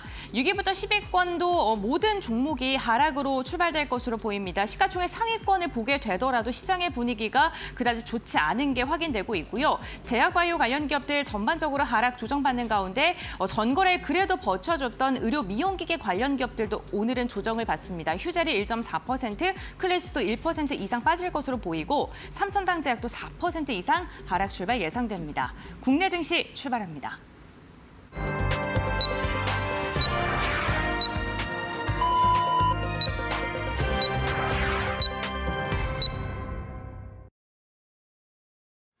자, 2024년 9월 9일 월요일 국내 증시에 출발을 했습니다.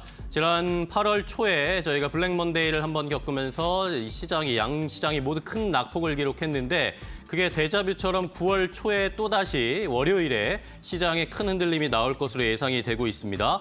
양시장 모두 하락 출발 크게 나올 것으로 예상이 되는데 자, 일단은 이번 주에는 여러 가지 이벤트들도 있습니다. 오늘 밤 같은 경우에는 이제 애플이 새로운 아이폰 16을 공개하게 되고요. 미국의 대선 토론도 내일 펼쳐지게 되는데 여기에서 어떤 이야기가 나올지 그리고 또 하나의 중요한 경제 지표 미국의 CPI가 8월 CPI가 발표가 됩니다. 그런데 이런 것들이 전부 다 시장의 불안감을 오히려 더 조성하는 그런 트리거가 될 수도 있다라는 그런 불안감들이 펼쳐지고 있고요. 추석 연휴 이후에 FOMC 회의 결과를 맞게 되는데 여전히 미국에서는 금리를 B컷할 것인지 25bp 인하할 것인지 갈피를 잡지 못하고 있습니다. 자, 이런 불안감들 우리 시장 그대로 나타납니다. 코스피가 2,500선 결국에 이탈했습니다. 1.8% 넘게 하락하면서 2,498포인트에 출발했고요. 코스닥 시장도 1.4% 하락하면서 700선을 이탈했습니다. 자, 그럼 시장의 출발 분위기 조금 더 자세하게 고은변 앵커 확인해 보겠습니다. 네, 국내 증시 출발 상황 알아보겠습니다. 양 시장 동시호가 속에서 확인했던 것처럼 일제히 하락으로 출발했습니다. 유가증권 시장 같은 경우에는 지난주만 하더라도 130포인트가량이 빠졌는데 오늘도 46포인트가량을 내어주면서 결국에는 2,500선을 하회한 채 출발을 알렸고요. 코스닥 같은 경우에도 1.3%가량 빠지면서 700선을 이탈하는 모습이 확인이 되고 있습니다. 결국에는 불안감과 애매함이 시장을 하락으로 이끌고 있는데 긴 추석 연휴를 앞두고 이번 주 내내 경계감은 이어질 것으로 보입니다. 그렇다면 이데일리 스핀을 통해서 조금 더 자세히 알아보도록 하겠습니다. 먼저 유가증권 시장 시가총액 상위 종목들의 흐름 함께 살펴보시죠. 삼성전자와 SK하이닉스가 일제히 2% 이상의 갭을 내리면서 지금 출발을 했습니다. 2.7%가량 삼성전자 하락 출발했고 SK하이닉스도 2.9%가량의 내림세로 출발을 했습니다. 삼성전자 KB증권의 목표 주가 하향 리포트가 나왔습니다. 13만 원대에서 목표 주가를 9만 5천 원까지 내려잡았고요. 3분기 실적의 컨센서스를 하회할 것이다라는 리포트를 내놓았고요. SK하이닉스 더 깊게 눌리면서 3% 이상 내림세가 지금 나오고 있습니다. LG에너지솔루션 그래도 시장 대비는 선방을 해줍니다만 역시나 0.7%가량의 하락으로 출발했고요. 이체전지 기업들 함께 확인해 보시면 삼성, SDI, LG화학 2%가량 빠지고 있는 상황이고 포스코 퓨처엠도 1.3%가량의 하락이 나타나고 있습니다. 오늘 시가총액 상위권 중에서 유일하게 상승으로 출발한 종목은 KB금융입니다. 0.24%가량 오름세가 나오면서 경기 방어주 역할을 해주고 있는 모습인데 KB금융만 금융지주사 중에 상승 출발했고요. 신한지주는 1.5%가량 빠졌고 하나금융지주, 삼성생명, 메리츠금융지주, 보험사, 증권사 일제히 좀 하락 출발했다는 점 함께 체크해 보셔야 될 것 같고요. 경기 침체 둔화에 대한 우려감 속에 인터넷 대표주들의 흐름도 좋지는 않습니다. 네이버가 2.3%가량 밀리고 있고요. 카카오도 2.35%가량 빠지는 모습이 확인되고 있습니다. 역시나 성장주인 게임주도 2%가량의 하락으로 출발을 알렸습니다. 이와 함께 제약바이오 관련 기업들 흐름 좋지 않습니다. 삼성바이오로직스가 1% 이상, 셀트리온도 2%가량의 내림세가 나타나면서 시가총액 모든 기업들이 하락으로 돌아선 모습이 확인되고 있습니다. 다음은 코스닥 시가총액 상위 종목들의 흐름도 함께 확인해 보겠습니다. 그렇다면 코스닥은 어떻게 출발했을까요? 네, 우선 시가총액 상위단을 보게 된다면 HLB가 힘을 내주고 있습니다. 지금 1.7%가량의 상승으로 출발을 했고요. 반면 알테오젠은 3% 넘게 밀리면서 제약바이오 섹터 내에서도 종목별로 흐름이 다르다는 점 체크해 보셔야 될 것 같고요. 에코프로비엠이 2.8%, 에코프로도 2.7%가량의 하락으로 출발했습니다. 엔캠이 깊게 눌리면서 시가총액 6위권으로 내려갔고요. 클래스가 그래도 지수 대비 선방해주면서 5위권으로 지금 안착하는 모습이 나타나고 있는 상황입니다. 삼천탕제약은 2.4%가량 빠지고 있고요. 제약바이오 관련 기업들 전반적으로 흐름이 좀 좋지 않은 가운데 HLB와 ST팜은 그래도 버텨주는 모습이고요. ABL바이오도 지수 대비 0.1% 하락에 그치면서 지금 보합권에서 움직임이 나타나고 있습니다. 화장품 관련 기업들 가운데선 실리콘투가 그래도 0.3% 상승으로 출발했다는 점 체크해 보시면 좋을 것 같고요. 오늘 역시나 반도체 기업들 흐름 좋지 않습니다. 리노공업, 이오테크니스, 원익 IPS 일제히 2에서 3%가량의 급락세, HPSP도 역시나 3%가량의 하락으로 출발을 알렸습니다.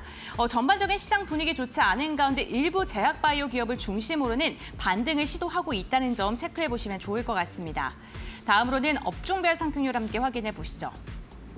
네, 시장 분위기가 좋지 않다 보니까 업종 중에 상승하고 있는 업종이 한 업종도 없습니다. 그나마 시장 대비 선방해주는 건 경기 방어주 역할을 하는 통신이 마이너스 0.5고요. 전기가스가 1% 내외의 하락이 나타나고 있습니다. 그 뒤쪽을 보게 되더라도 자동차, 제약, 바이오, 2차 전지, 보험, 금융, 운수, 기계와 같이 지금 저 PBR 관련 기업들로 여겨지는 종목군들이 대거 포진되어 있는 종목을 중심으로 지금 그래도 좀 버텨주고 있고요. 제약바이오 역시나 지금 필수 소비재이기 때문에 경기가 흔들리더라도 괜찮은 종목군들이 좀 포진되어 있는 업종이죠. 1.1%가량 밀리고 있습니다. 지금 전 업종이 일제히 하락하고 있는 만큼 시장 분위기가 굉장히 좋지 않습니다. 이러한 가운데서 전문가들은 어떠한 특징점을 집중적으로 보고 있을까요? 지금부터 알아보시죠. 자, 오늘도 역시 큰 개파락으로 출발했습니다. 코스피가 2%대까지 낙폭이 깊어지고 있고 코스닥도 1.8% 가까이 낙폭이 조금씩 더 깊어지고 있습니다. 수급 상황 확인해 볼까요? 최근에 지난주에 월요일 제외하고 계속해서 외국인이 매도했는데 오늘도 역시 외국인은 코스피에서 매도하고 있습니다. 750억 원 넘게 매도하고 있고 기관도 함께 200억 원 넘게 매도세를 나타내고 있는데요. 코스닥 시장에서는 반대입니다. 그래도 코스닥 시장에서는 외국인 기관이 매수를 하고 개인 투자자들이 좀 매도를 하고 있고 선물 시장 여전히 외국인은 매도세를 나타내고 있어서 외국인 수급의 이 방향성 턴이 언제 올 것인가 하염없이 기다려야 하는 상황입니다. 원달러 환율도 확인해 보겠습니다. 원달러 환율 지난주에 또 급격하게 올라갔는데 오늘은 조금 내려가면서 1337원대에서 출발했고 1338원과 37원 왔다 갔다 하고 있는 원달러 환율의 흐름도 체크를 해봤습니다. 자, 그러면 시장을 김민수 대표님과 조금 더 자세하게 확인을 해봐야 될 텐데, 네. 자, 지금 뭐 업종, 오르는 업종 자체가 없는 상황이고요. 시장의 분위기에 8월 초에도 한번 흔들렸는데 9월 초에도 또 비슷한 패턴으로 흔들리기 시작하고 비슷한 이야기로 계속 좀 이렇게 무너지는 양상이 나타나고 있습니다. 왜 이럴지, 어떻게 좀 대비를 해야 할지 궁금합니다.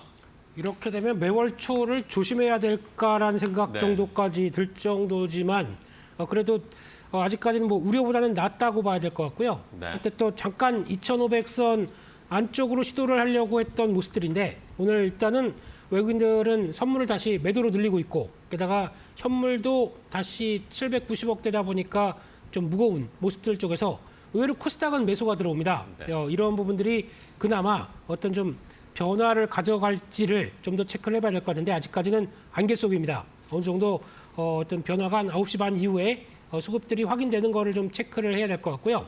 그런 쪽에서 그나마 선전하는 섹터라고 하게 되면 통신, 전기가스업 쪽인데 이쪽에 대해서 움직인다는 얘기는 결국엔 유통주도 그나마 선방을 하네요. 네, 그런 쪽인데 결국엔 지금 아무래도 약간 경기 회피, 경기와 관련된 쪽에서 그렇게 좀 어느 정도 견딜 수 있는 경기 방어적인 성격들이 움직인다는 정도밖에 볼 수가 없을 것 같고요. 전기전자, 기계, 그리고 또 의료정밀, 화학업종 이런 쪽들이 낙폭이 크다는 얘기는 아직까지는 지금 경기에 대해서 고민을 많이 하고 있다라는 쪽으로 해석을 해야 되는 게 더 맞지 않나 생각이 들고 있습니다. 그런 쪽에서 섹터에 대한 흐름을 본다고 하더라도 오늘 지금 자원개발 관련된 종목들이 오히려 좀 강한 모습들이고 한국가스공사를 비롯한 또 지금 동해 유전 관련된 쪽의 종목들이 좀 강한 편이고요. 나머지는 그렇게 썩 어떤 종목들이 강한지 좀 찾기가 좀 힘든데 화장품 쪽에 대한 종목들이 좀 강한 흐름들은 보여주고 있습니다. 이번에도 마찬가지겠지만 오히려 주가 낙폭이 커져서 또 시장이 하락해서 어느 정도 또 밀린다라고 하게 되면 기회 요인들이 좀 클 섹터들은 화장품이 아닐까라는 쪽들은 보면서 일단은 아직까지는 시장의 안정권을 좀 더 노리자 이렇게 말씀을 드리겠습니다. 네, 알겠습니다. 자, 어려운 시장 역시 뭐 이것을 해석하기가 좀 쉽지 않습니다. 박수만 대표님과도 함께 체크를 해봐야 될 텐데 이번 주에 빅 이벤트도 많고 지난주에 미국 안 좋은 시장의 영향을 고스란히 받았습니다. 다음 주엔 또 추석 연휴까지 깨어있기 때문에 우리 시장 이번 주에 난이도가 극상인 것 같은데 어떻게 좀 대비를 해야 될까요? 뭐 아무래도 지금 현재 뭐 추석 연휴도 있고 이번 주에 또 선물 옵션 동시 만기일도 있고 네. 뭐 이런 부분들이 있다 보니까 투자 심리가 좀 약해질 수밖에 없고요. 많은 분들이 좀 관망으로 대응하시는 분들이 많으실 테고 실질적으로 지금 현재 대형주들을 가지고 계신 분들은 오히려 좀 손절보다는 지금 현재 다들 거의 다 보유를 하고 계실 것 같습니다. 뭐 그렇기 때문에 이번 주는 그렇게 기대할 수 있는 부분들은 없지만 중간중간에 그래도 이슈가 좀 나오지 않겠냐라고 좀 기대하고 있고요. 그리고 지금 현재 어느 정도 이제 경기 방어적인 성향을 좀 가지고 있는 종목들은 좀 움직이고 있어요. 미국 같은 경우에도 보면 이제 맥도날드라든가 치폴레라든가 이런 이제 음식료 관련 종목들이 좀 그나마 시장에서 좀 반등을 좀 보여주는 흐름들이었는데 지금 현재도 좀 보게 되면 경기 방어적인 성향이 좀 큰 이제 렌탈 업체인 이제 코웨이 같은 경우에도 지금 현재 1% 정도 상승 움직임을 보여주고 있고 통신사들 같은 경우에도 지금 현재 뭐 지난주, 지지난주를 비롯해서 KT라든가 SK텔레콤 같은 경우에도 뭐 긍정적인 움직임을 좀 보여주는 흐름들이었는데 그 부분에 있어서도 좀 긍정적으로 봐야 되지 않나. 그리고 지금 이제 IFA 2024가 좀 독일에서 열리고 있지만 여기서 가장 중요한 거는요. 물론 AI 칩을 통해서 어느 정도 이제 스마트 홈을 만들고 뭐 스마트한 뭐 생활에 대한 필요한 뭐 여러 가지 칩에 대한 이슈도 좀 나오겠지만 정말 중요한 건 이제 그 통신이라고 좀 보고 있습니다. 그래서 지금 이제 우리가 5G를 사용하고 있지만 6G에 대한 기대감도 우리가 좀 높여야 되는 구간이라고 저는 보고 있고요. 최근에 뭐 통신주들 같은 경우에도 많은 조정을 받고 난 이후에 하반 경제를 어느 정도 만들어 나가고 있고 뭐 추세로 전환되면은 6G에 대한 기대감으로 좀 관련 종목들의 움직임들도 우리가 지켜볼 필요가 있다는 말씀을 좀 드리고 싶습니다.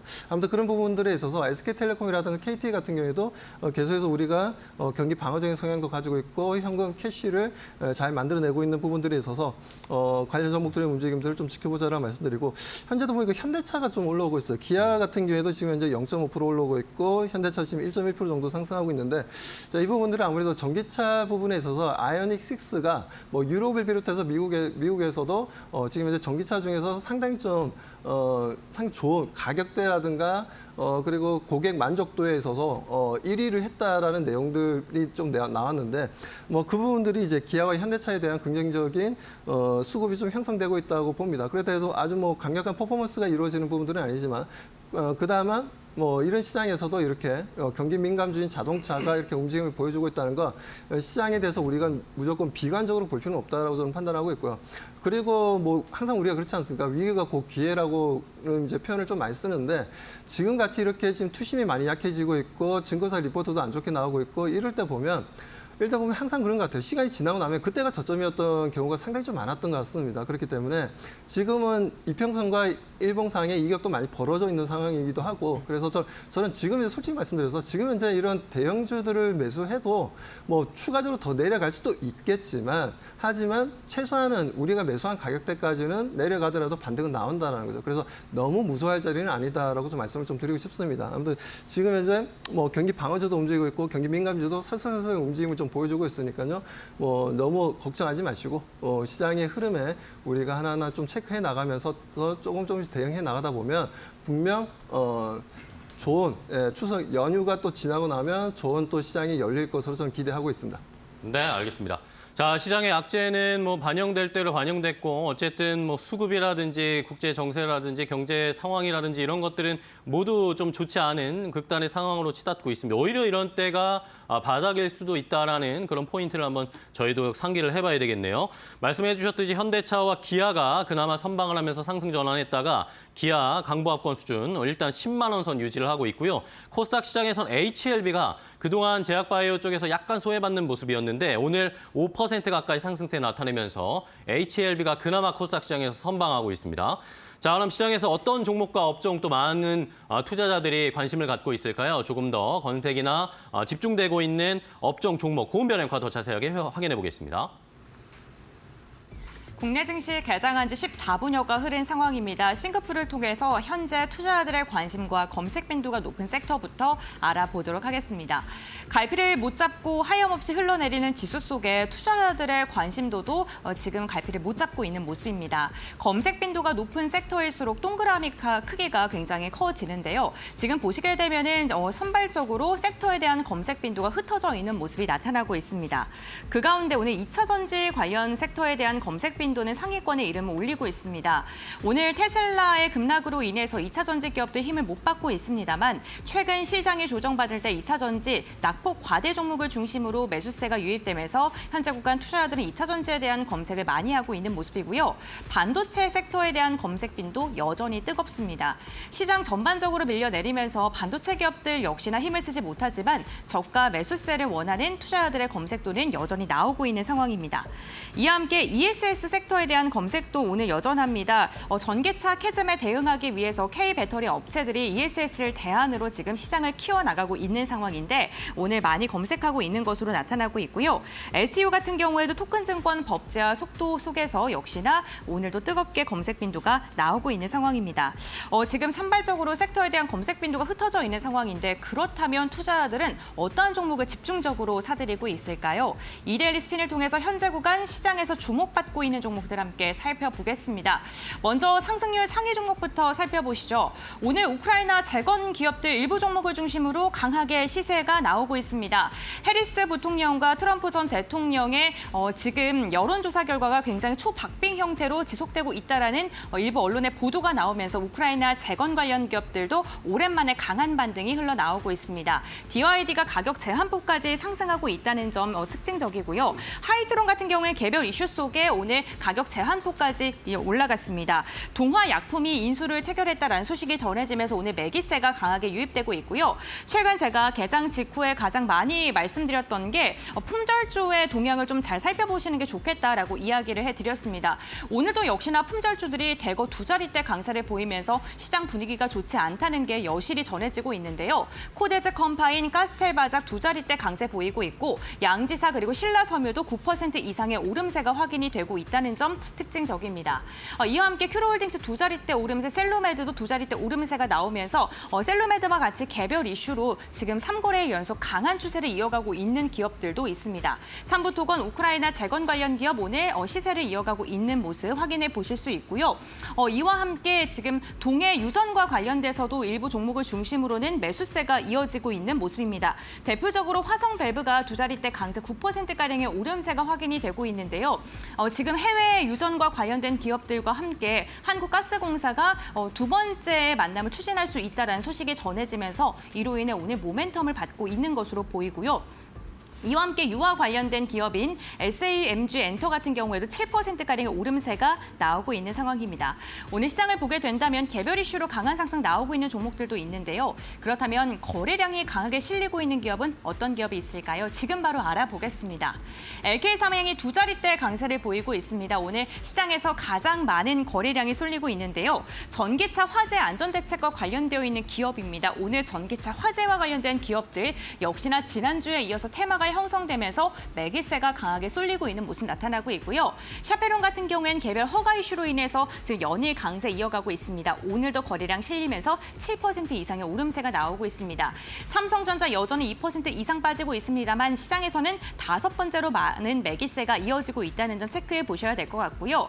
해리스 부통령과 트럼프 전 대통령의 박빙 상황 속에서 오늘 우크라이나 재건주도 상승하지만 오성 첨단 소재와 같은 마리화나 관련 기업들 테마성 움직임을 갖고 있는 기업들도 상승이 나오고 있다는 점 체크해 보셔야 될 것 같습니다. 시장에 이렇게 주도주가 없는 상황이다 보니까 역시나 테마성 움직임이 여전히 강한 시장이 이어지고 있는데요. 그렇다면 전문가들은 오늘 시장에서 어떠한 종목을 눈여겨보고 있을까요? 지금부터 알아보시죠. 자, 그나마 시장이 낙폭을 줄이고 있습니다. 코스피가 2,511포인트, 2,500선 회복하면서 1.3% 가까이 하락을 나타내고 있고 코스닥 시장도 1%대로 낙폭을 줄였습니다. 700포인트 지금 막 회복을 하면서 그나마 시장이 조금씩은 회복력을 보여주고 있는 상황입니다. 자, 그럼 이런 시장에서 어떤 종목들을 봐야 할지 김민수 대표님과 함께 이야기 나눠볼 텐데요. 네. 자, 이런 상황에서 올라오는 종목들 아까 말씀하시는 것처럼 현금화를 해야 될까요? 아니면은 오히려 이런 상황에서 조정받는 종목 중에 좋은 종목들을 좀 골라내야 될까요? 어떤 종목 보세요? 네, 지금은 관망입니다. 관망 속에서 시장이 생각보다 잘 버틴다라는 쪽에 대해서는 무게를 둘 수 있겠는데 계속 또 추가적으로는 좀 아직 외국인들에 대한 방향들이 뚜렷이 나오지 않고 있기 때문에 이를 좀 확인을 해야 될 것 같고요. 그렇게 되면은 아마 오후장까지도 이런 분위기가 단단히, 그러니까 오전장에도 내내 단단하게 이어지는지 그 부분부터 체크를 좀 해야 될 부분인 것 같고요. 그런 쪽에서 지금 봐야 될 종목 중에 하나가 건설주 쪽의 종목들도 양호한 것 같습니다. 특히 가장 최근 들어서 빠르게 움직이는 HDC 현대산업개발이 벌써 3.6%대 상승하면서 시장에 대한 변화를 이끌어낸다라고 하게 되면 아마 건설에 대한 기대감, 특히 정부가 아무리 어느 정도 정책을 내놓는다고 하더라도 어느 정도 사이클과 함께 공급 부족에 대한 흐름들을 막을 수는 없지 않겠느냐라는 쪽에서 건설주에 대한 변화가 들어온다는 점들 계속 눈여겨보는데 계속 눌림목 쪽에서는 공략을 해볼 만한 섹터의 종목이다라는 쪽도 확인을 해야 될 것 같고요. 두 번째로는 좀 작은 종목입니다.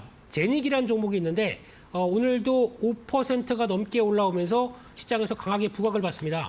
화장품 관련된 종목인데요. 그 품목 중에서 바이오던스라고 하는 콜라겐 마스크팩이 지금 아마존 뷰티 그리고 퍼스널 헬스케어라고 하는 가장 큰 카테고리에서 1위를 하고 있는 품목입니다. 그만큼 한번 쓰면은 뭐 다른 시술 안 받아도 된다라는 평가가 상당히 좋기 시작하면서 주가가 급등하는 모습들이 이어지고 있는데 이렇게 되면은 일단 단기적으로 부담감은 있다고 하더라도 이런 어느 정도 성과를 냈다라고 하게 되면은 어느 정도 눌림목 쪽에서는 한 번쯤 어떤 노려볼 만한 종목이 아닌가 싶은데 일단 지금은 따라가시면 안 될 것 같고요. 이런 종목도 있구나라는 쪽도 한번 생각을 해보셨으면 좋겠고요. 마지막으로 포스코 인터의 주가가 강합니다. 지금 앞서 말씀하셨던 동해 유전 관련된 쪽에서 지난 주관사 선정과 관련된 쪽들이 한번 연기가 됐기 때문에 한 이틀 동안 급락이 나왔고요. 그래도 재추진한다라는 쪽이 나오다 보니까 재차 변동을 키우긴 했지만 반등의 모습들이 나온다라는 관점 쪽에서는 조금 더 눈여겨볼 수 있겠는데 정부 정책에 따라서 변화가 좀 큰 섹터란 점들 눈여겨보셨으면 좋겠습니다만 계속 그래도 추진은 한다라는 관점 쪽에서 변화 흐름들 체크하셔야 될 것 같습니다. 네, 알겠습니다. 자, 어쨌든 관망을 할 시간이 좀 필요하다라고 김민수 대표님은 의견을 주셨고요. 살펴볼 만한 종목들 몇 개 봤습니다. 자, 이번에 박수만 대표님과도 확인해 볼 텐데, 자, 코스닥에서 어쨌든 HLB가 오늘 선방을 하고 있는 상황이고, 유한양행도 다시 상승 전환했고, 뭐 대웅제약, ST팜, ABL 바이오 이런 종목들, 제약바이오가 그나마 좀 선방해주는 모습이 시간이 지날수록 좀 나타나네요. 어떤 종목 더 자세하게 볼까요? 네, 말씀하신 대로 지금 제약바이오 쪽에 좀 움직임을 좀 보여주고 있습니다. SK바이오팜 같은 경우에도 플러스로 좀 전환되었고요. 삼성바이오로직스도 마찬가지고 제약바이오주들이 그나마 좀 반등 흐름을 좀 보여주고 있는데 내일이 또 그 미국의 대선 관련해서 TV 토론이 있죠. 대선 후보자들의 TV 토론이 있는데 이 부분에 있어서 아무래도 이제 제약바이오에 대한 이슈도 많이 좀 언급이 될 것 같습니다. 그렇기 때문에 그 부분에 있어서는 아무래도 지금 현재 제약바이오 같은 경우에는 어떻게 보면 이제 경기 방어적인 성향도 좀 가지고 있고요. 그리고 지금 현재 OECD 국가들 중에서 보면 이제 고령화로 좀 넘어가는 국가들이 좀 많이 좀 발생을 하고 있습니다. 그렇기 때문에 그런 부분들에 있어서도 마찬가지고 제네릭이 되었던 오리지널 제품이 되었던 간에 지금 현재 관련된 수요는 계속해서 꾸준하게 좀 늘어나지 않겠냐. 그리고 하반기에도 실적에 대한 기대감을 좀 높여야 되지 않나라고 좀 말씀을 좀 드리고 싶고요. 그리고 지금 현재 어떻게 보면 제가 장 시작하기 전에도 말씀드린 대로 또 삼성전자라든가 SK하이닉스의 주가 움직임이 상당히 좀 중요하다라고 좀 말씀드렸는데 이제 투자 심리를 돌리려면 일단 삼성전자 SK하이닉스가 좀 반등 흐름을 좀 보여줘야 됩니다. 근데 아직까지는 그러지를 못하고 있어서 좀 아쉬움은 좀 있습니다. 현재 삼성전자 같은 경우에 마이너스 2.6% 보여주고 있고 SK하이닉스는 마이너스 2.9% 정도 하락을 하고 있는데 아직까지 추세적으로 좀 반등 흐름은 보여주고 있지는 않아요. 하지만 그렇다고 해서 너무 가지고 계신 분들 같은 경우에 너무 너무 안 좋게는 생각하지 마시고요. 시장이라는 게 그렇습니다. 이제 이렇게 또 단기간에 강한 조정이 있으면 당연히 또 강한 반등도 좀 일어날 수 있는 부분들이니까요. 그래서 지금 현재 상황에서는 조금 제가 봤을 때는 반도체 쪽은 조금 견디면서 좀 추세적인 움직임들을 좀 바라봐야 된다라고 말씀을 좀 드리고 싶고요.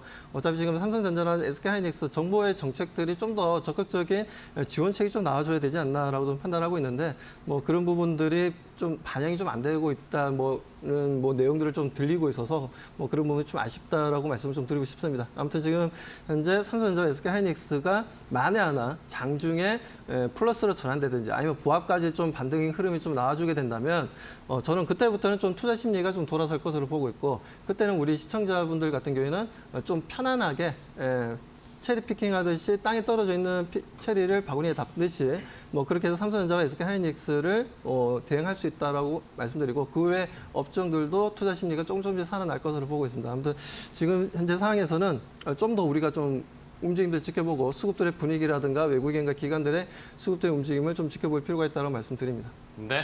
자, 말씀해 주신 것처럼 삼성전자, SK하이닉스가 낙폭을 그래도 조금씩 줄이고 있고요. 이러면서 차츰차츰 오늘의 장 초반의 충격이 조금씩은 완화되고 있습니다. 코스피가 1.1%대 1.06% 하락대로 많이 낙폭을 줄였네요. 2,517포인트까지 올라왔습니다. 코스닥도 역시 0.7%대 하락 701포인트 선까지 장 초반보다는 일단은 조금씩 진정되는 모습이 나타나고 있네요. 자, 그럼 마지막으로 두 분 오늘 시장 어떻게 대비를 해야 할지 오늘도 크게 흔들리는데 마음을 다잡을 수 있게 핵심 키포인트를 좀 알려주시죠. 김민수 대표님. 네, 일단 이 정도까지 빠졌으면 살짝이 봐야 됩니다. 봐야 되는데 그게 당장 지금이냐? 그거는 아닐 수가 있기 때문에 만약에 접근하신다고 하더라도 그동안에 잊어갔던 현금을 조금씩 사용할 기회가 왔다는 관점 쪽으로 바라보셨으면 좋겠고요. 하지만 이게 지금 오늘 낙폭을 줄인다고 하더라도 이게 단단한 쪽에서 바로 그냥 턴한다 이런 건 모르겠습니다. 그렇기 때문에 저점권에 다가온다라고 생각했을 때 계속 또 액션을 취할 수 있도록 그런 준비를 좀 하시는 전략들이 맞지 않나. 하지만 먼저는 아직까지는 리스크 관리는 계속 하시면서 대가는 게 맞겠다. 그렇게 바라보고 있습니다. 네. 자, 추세 하락이 좀 이어지고 있는데 이것이 어느 정도의 선에서 멈출지 여부를 저희 잘 판단해 보도록 하겠습니다. 자, 이번에 박수범 대표님의 키포인트는 뭘까요?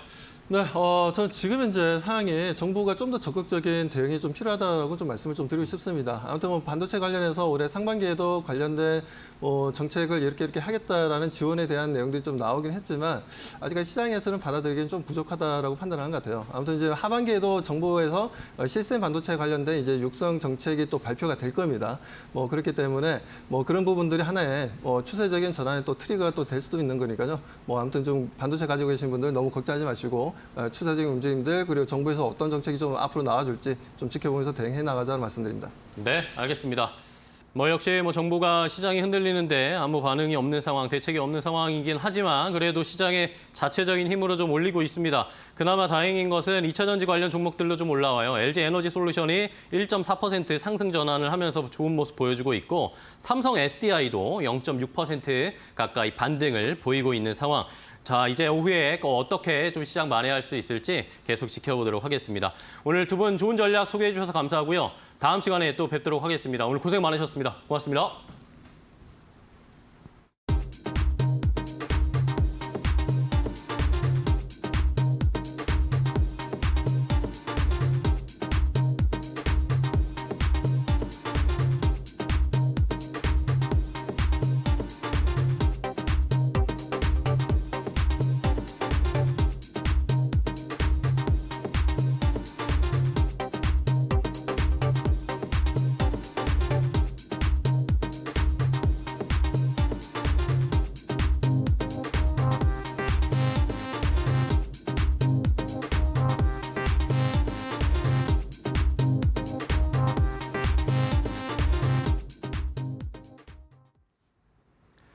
자, 이제 오늘 시장에서 잘 달릴 수 있을 만한 좋은 종목 골라보도록 하겠습니다. 자, 시장이 어렵지만 그래도 낙폭을 조금씩 줄이면서 코스피도 지금 1% 내로 낙폭이 많이 줄어들었습니다.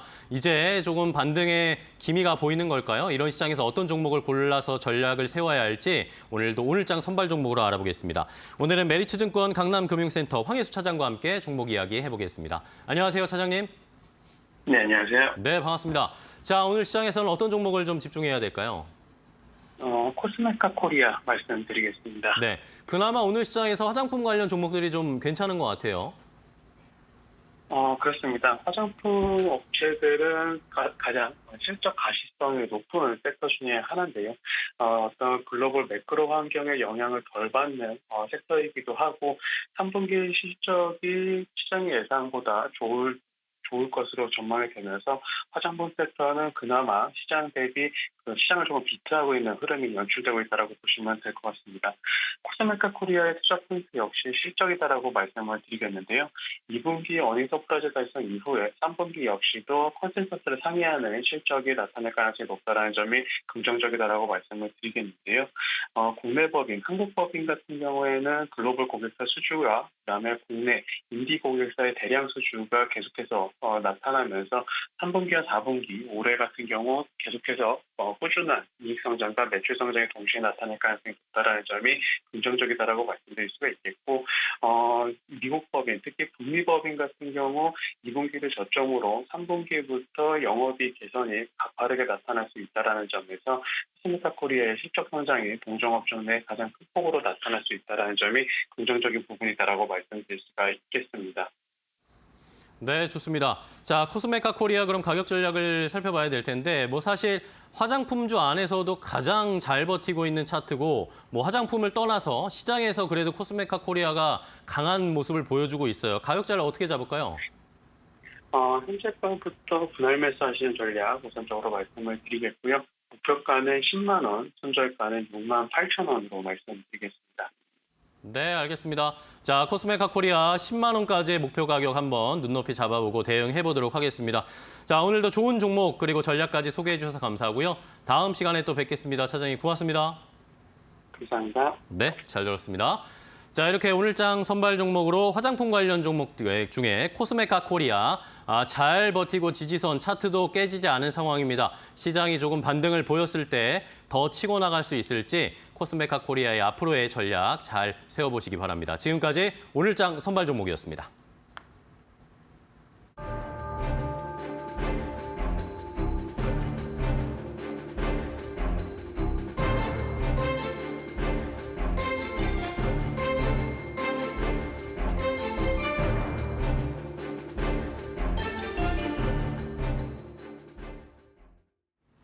주간 증시온 시간으로 이어가 보겠습니다. 오늘도 한 주간 우리 시장에서 꼭 체크해봐야 될 이슈에 대해 이야기를 나눠보는 시간입니다. 미디어스펠 강정수 박사 함께합니다. 안녕하십니까? 안녕하세요. 네, 반갑습니다. 2차 전지 관련 기업들 최근에 긴 조정을 끝으로 들썩거리는 모습이 나타나고 있습니다. 외국인의 매수세도 좀 유의미하게 들어오고 있는 모습이고요. 어쨌든 테슬라가 급락을 했음에도 불구하고 오늘 LG 에너지 솔루션이라든가 대형주를 중심으로는 유의미한 반등이 좀 꾸준하게 들어오고 있는 상황인데 시장이 흔들렸을 때 2차 전지가 방어를 하다 보니까 최근의 기사를 보면 긍정적인 이야기가 좀 많더라고요. 네, 박사님 이렇게 2차 전지의 투자 심리가 개선된 이유 어떤 게 있다고 생각하세요? 우선 블룸버그에서 2025년, 2026년 전 세계 배터리 시장에 대한 예측 보고서도 지난주에 나왔고요. 네. 이런 전문 분석가들에 따르면 한국에서는 전기차 화재라든지 이런 부분 때문에 불안 요소들이 존재하고 있지만 세계 경제 전문 분석 보고서들에 따르면 2025년, 2026년, 2027년에서 대단히 가파르게 계속해서 전기차 시장이 성장할 것이라는 전망. 그리고 여기에다가 전기차 시장에만 제한됐던 배터리 시장이 요즘 크게 증가하고 있는 ESS 시장, 네. ESS 시장까지 여기에 합쳐지면서 전기 배터리 자체의 수요가 폭발적으로 증가할 거라는 이런 기대 전망치들이 계속해서 나오고 있는 것이 하나의 첫 번째 요인이고요. 두 번째는 3원기 배터리도 그렇고 LFP 배터리도 그렇고 1년에 한 7, 8%씩 자기 성능 개선을 하고 있습니다. 근데 이제 내년에 이제 기대가 많이 되는 것은 전고체 배터리의 양산 체제라든지 또는 소디움 배터리라고 해서 나트륨을 좀 줄여서 조금 더 이 희귀 광물을 줄이는 이러한 소디움 배터리가 지금 또 양산 체계에 대해서 들어가고 있고요. 또 하나 여러분 아시는 것처럼 이제 테슬라도 이제 4680 배터리에서 음극 건식을 현실화하고 있지만 LG 엔솔도 지금 4680 배터리 양산의 준비를 들어가고 있다든지 다른 그러한 4680 후보들도 들어갔다든지 하면서 2025년 시장도 커지지만 두 번째는 다양한 제품군으로 이 시장에서 누가 주도권을, 누가 시장 점유율을 어떻게 차지할 것인가에 대한 기대가 선반영되고 있으면서 지금 2차 전지 시장을 지금 지탱하고 있는 것이 아닌가라고 분석을 하고 있습니다. 네, 지금 긍정적인 이야기가 스물스물 나오고 있고 우선 조정을 많이 받았기 때문에 반등을 하고 있는 모습도 있습니다만 아직까지 악재는 좀 남아 있는 것 같습니다. 미국 대선 역시나 불확실성 남아 있고요. 중국이 너무 저렴하게 가격 경쟁력을 이끌다 보니까 시장에서도 악재가 있는 것으로 보이는데 이를 좀 타개할 만한 모멘텀이 있다고 생각하시는지. 사실 미국 대선 결과는 일시적으로 긍정적인 효과나 부정적인 효과를 누가 당선되는가에 따라서 미칠 수 있다고 저는 생각이 들어요. 네. 하지만 전기차로의 전환이라든지 ESS의 어떤 확대라든지 재생에너지의 어떤 폭발적인 증가라든지 큰 산업의 흐름은 대통령 당선자와 무관하게 전 세계가 지금 그리로 가고 있기 때문에 일시적인 조정이 있겠지만 이것이 어떤 2차 전지라든지 전기차 시장 자체의 몰락이라든지 축소라도 이어지지는 않을 거라고 보고 있는 거고요. 그다음에 다양한 변수들이 있을 수 있겠지만 결국은 예를 들자면 테슬라가 만약에 내년에 4680 배터리를 전면화시키고 신규 차량을 내놓는다 이렇게 했을 때 얼마나 LG 엔솔이나 이런 데서 공급 계약을 맺을 수 있는가 이것도 하나의 모멘텀이 될 수가 있을 거고요. 중국 같은 경우에는 지금 사실은 다양한 과잉 생산을 하고 있죠. 배터리뿐만이 아니라 태양광 패널도 지금 대량 생산을 하고 있으면서 전체적으로 시장을 좀 교란하고 있다는 부분이고 이 과잉 생산에 대한 우려들이 미국이나 유럽에서 강력하게 나오고 있는 것이고요. 이런 부분에서 중국 시장이 계속해서 하나의 가격을 하락시키는 2차 전지라든지 태양광 패널의 가격을 하락시키는 요인이 작동하겠지만 미국 대통령 선거가 누구로 결정이 되든지 간에 어떤 미국과 중국 간의 어떤 지정학적 갈등은 강화될 수밖에 없는 것이기 때문에 미국 시장을 놓고서 충분한 시장이 열릴 거라고 보고 있는 거고요. 그렇기 때문에 아마 LFP 배터리가 간접 생산이 되더라도 중국은 못 들어가게 되는 그런 가능성들은 되게 높게 있기 때문에요. 한국의 어떠한 2차 전지 기업들의 가능성들은 전 여전히 있다고 봐요. 근데 여기서 중요한 것은 3원계냐 LFP 배터리냐 이런 것들이 중요한 것이 아니라 얼마나 다양한 포트폴리오를 가지고 있느냐. 예를 들자면 ESS 같은 경우에는 LFP 배터리를 더 선호하는 경향성들이 시장에서 뚜렷하게 나타나고 있어요. 네. 그리고 3원계 배터리 같은 경우에는 고급 승용차에서 나타나기도 하고 또 하나 지금 이제 열리고 있는 것은 중저가 차량에 대한 전기차에 대한 시장도 열리고 있는 거고요. ESS 시장도 지금 호주라든지 유럽이라든지 미국이라든지 특히 중국이 커지고 있죠. 대단히 폭발적으로 성장하고 있기 때문에 다양한 포트폴리오를 가지고 있는 있는 2차 전지 업체들의 가능성들은 좀 더욱더 높다고 저는 생각이 듭니다. 왜냐하면 전고체 배터리라든지 소디움 배터리가 흔히 말하는 대량 생산 체계를 가져가면서 가격 경쟁력을 갖기에는 사실 앞으로도 1, 2년이 더욱더 필요한 시기다. 그것이 시작된다는 것 자체가 모멘텀이 될 수 있겠지만 대량 생산을 하면서 LFP 배터리 대지 똑같은 가격은 못하겠지만 상대적으로 그래도 전고체 배터리를 선호할 정도의 가격은 형성해줘야 되거든요. 예를 들면 많이 비싸도 20% 이상 비싸기면 곤란하다는 거죠. 부담스럽죠. 그거 이하로 비싸줘야 된다는 거고 그러기 위해서는 매우 대량 생산이 돼야 된다는 거고 이거에 대한 구매처인 전기차 업체들에서 전고체 배터리의 채택률이 높아져야 되는 거기 때문에 이러한 모멘텀들이 당장의 2025년 상반기에 온다든지 또는 2024년 하반기에 온다든지 이런 저는 가능성 전혀 낮다라고 그러니까 그 가능성 매우 낮다라고 보시는 것이 투자하실 때 좀 유념하셔야 될 사실이 아닌가라고 싶습니다. 네. 그러면 투자할 때 어쨌든 포트폴리오를 좀 다채롭게 갖고 있는 기업을 중심으로 좀 심도 있게 바라보시는 게 좋을 것 같고요. 국내 증시 사실 2차 전지의 관음자 역할을 하는 게 테슬라잖아요. 네. 네. 그런데 미국 대선 이야기가 나왔으니까 한번 질문 하나 드리겠습니다. 네. 일론 머스크랑 트럼프 전 대통령이랑 최근에 사이가 너무 좋습니다. 네. 이 두 사람이 왜 이렇게 브로맨스를 과시하고 있는지 어떤 걸 이득을 원해서 이러한 행동을 취하고 있는지도 궁금합니다. 양쪽에 분명히 이득이 있을 텐데요. 네. 이득도 있지만 분명하게 테슬라 입장에서 이건 어마어마한 리스크입니다.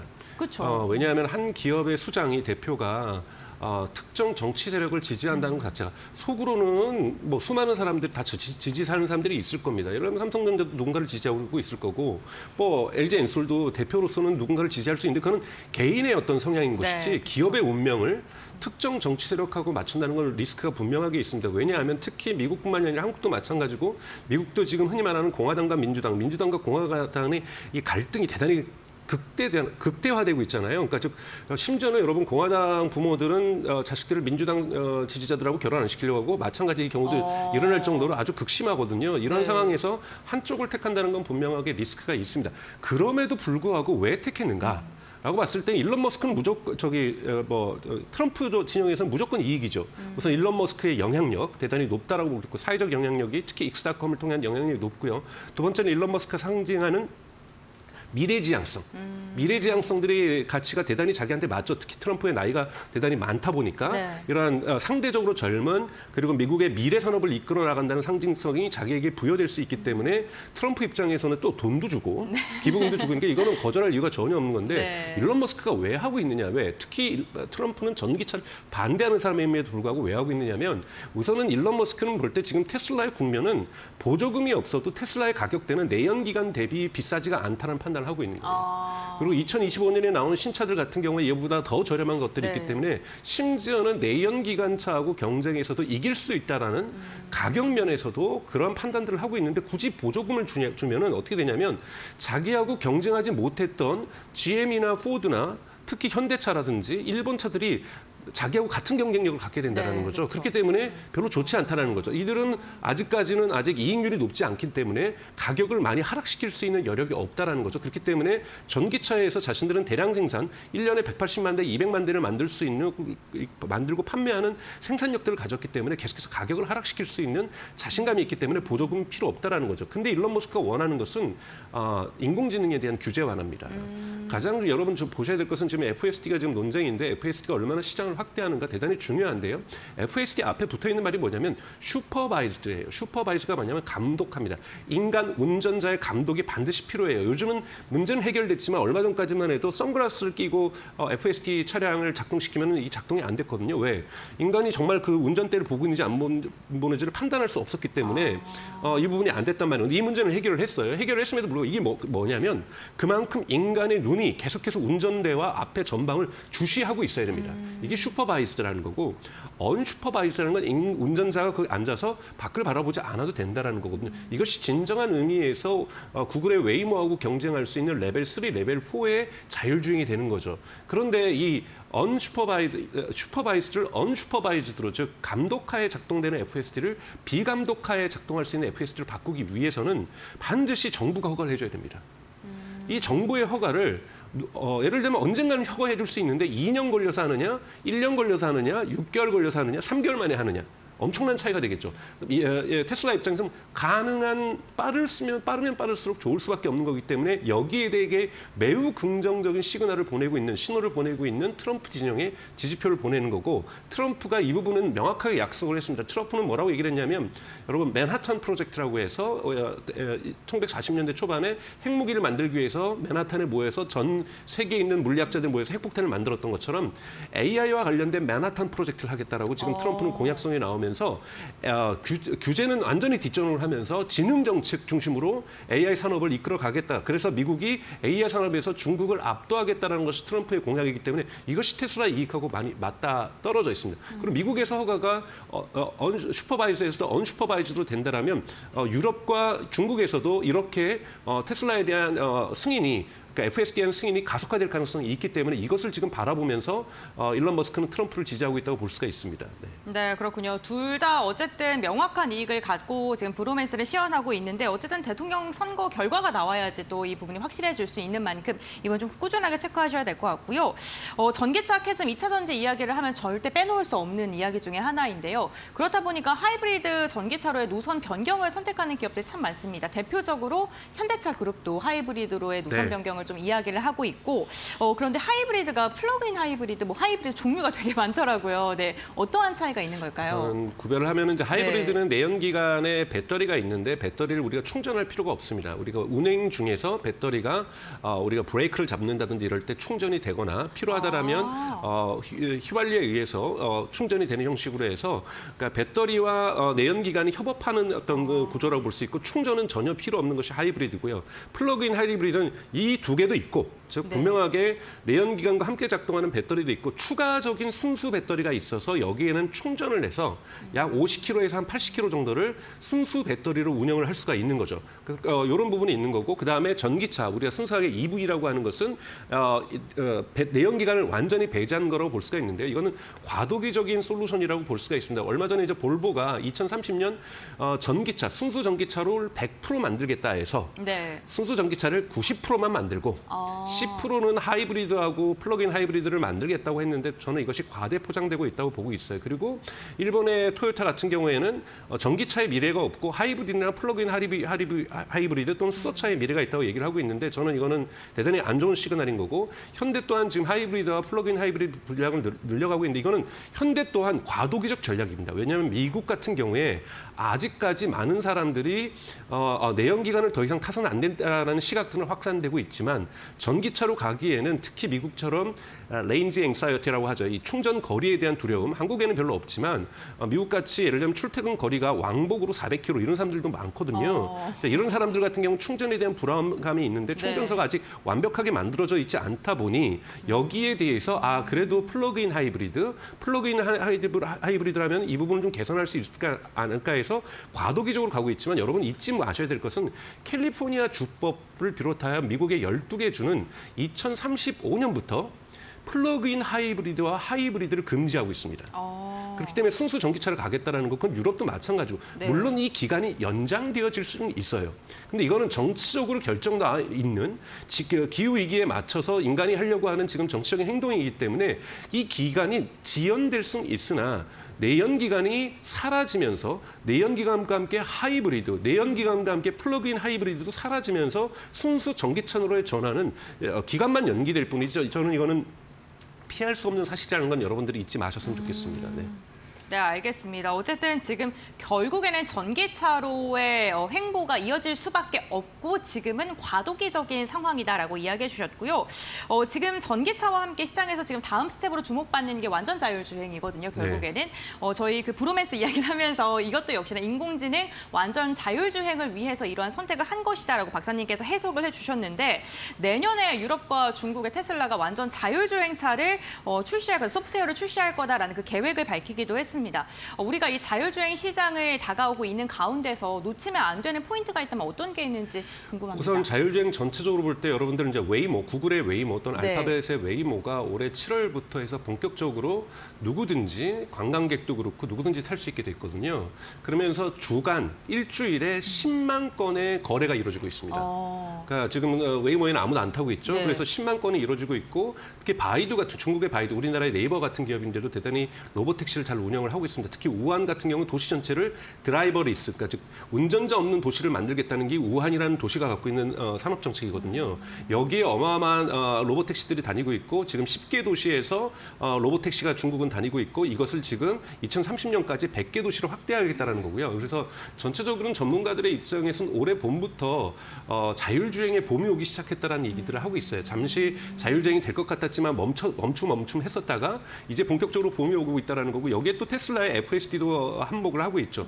테슬라에 대해 FSD가 무서운 거 만약에 테슬라의 FSD는 13으로 가야 됩니다. 네. 지금 12.5가 나와 있는 상태인데 13으로 가면서 이것이 언슈퍼바이즈가 된다면 네. 이미 깔려있는 모든 차량이 갑자기 다 로봇택시가 될 수 있는 거죠. 그렇기 때문에 규모의 면에서 대단히 큰 시장을 만들 수 있다는 거고 여기에 올해 지금 얼마 있는 10월 10일 날 있는 로봇택시 공개가 있고요. 네. 그리고 테슬라가 공식 계정을 통해서 밝힌 것은 내년 1분기, 2025년 1분기에 유럽과 미국에서 펜딩되고 있다고 얘기를 했으니까 FSD 허가가 지금 그 안에서 검토되고 있다는 거죠. 검토되고 있기 때문에 내년 1분기쯤에 허가가 나올 거라고 예상한다고 얘기를 했는데 그것 때문에 지난주에 주가가 꽤나 많이 상승을 했다가 다시 금요일 날 전체적으로 하락을 하면서 좀 하락을 했지만요. 근데 보셔야 될 것은 1분기에 안 될 가능성도 분명하게 존재하고 있어요. 저는 항상 이런 건 보수적으로 보셔야 되고 왜냐하면 정치권에서 결정하는 건 항상 그때 제대로 되지가 않거든요. 그래서 1분기부터 본격적으로 오를 거라고 생각하시면 안 되고 테슬라의 주가, FSD 주가가 통과된다면 여러분 보십시오. 모든 전 세계 차량에서 한국이나 아시아 몇 개국을 제외해서 3대 시장이라고 할 수 있는 북미와 유럽과 중국에서 FSD가 된다는 것은 FSD의 채택률이 높아진다는 거고 그럼 월 90달러, 물론 중국에서는 월 90달러 안 할 수가 있어요. 가격은 다르겠지만 흔히 말하는 반복적인 매출이 대단히 수익률이 높은 소프트웨어에서 매달 발생한다는 거고 이것은 테슬라가 진정한 의미에서 재무제표상에서도 AI 기업으로 전환한다는 것을 의미하는 겁니다. 다만 그 시기가 내년 상반기가 될지 하반기가 될지는 조금 더 보수적으로 좀 보셔야 될 필요가 있지만 이것은 테슬라가 자동차 기업에서 AI 기업으로 전환된다는 것을 재무제표상으로 보여주는 거기 때문에 투자자 입장에서는 기관 투자자 입장에서는 매우 큰 시그널입니다. 매우 큰 신호이기 때문에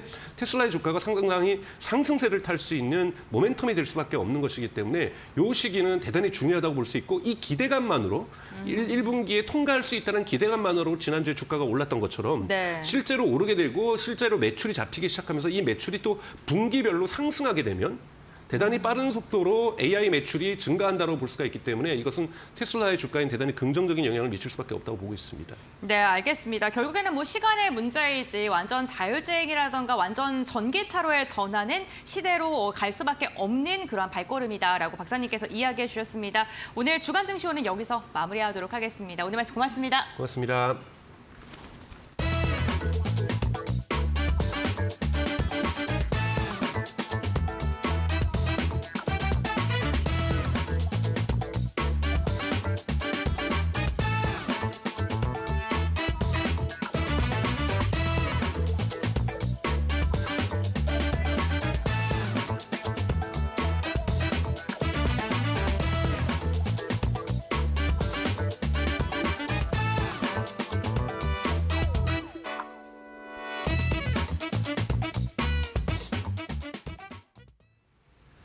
자, 하락이 좀 멈추는가 싶었는데 코스피가 1% 넘게 다시 좀 낙폭이 커지고 있네요. 이유도 일본 시장이 지금 3% 가까이 니케이 지수가 빠지고 있기 때문에 여전히 불안은 상존하고 있기 때문에 오늘도 장 마감까지 잘 대비를 하셔야 되겠습니다.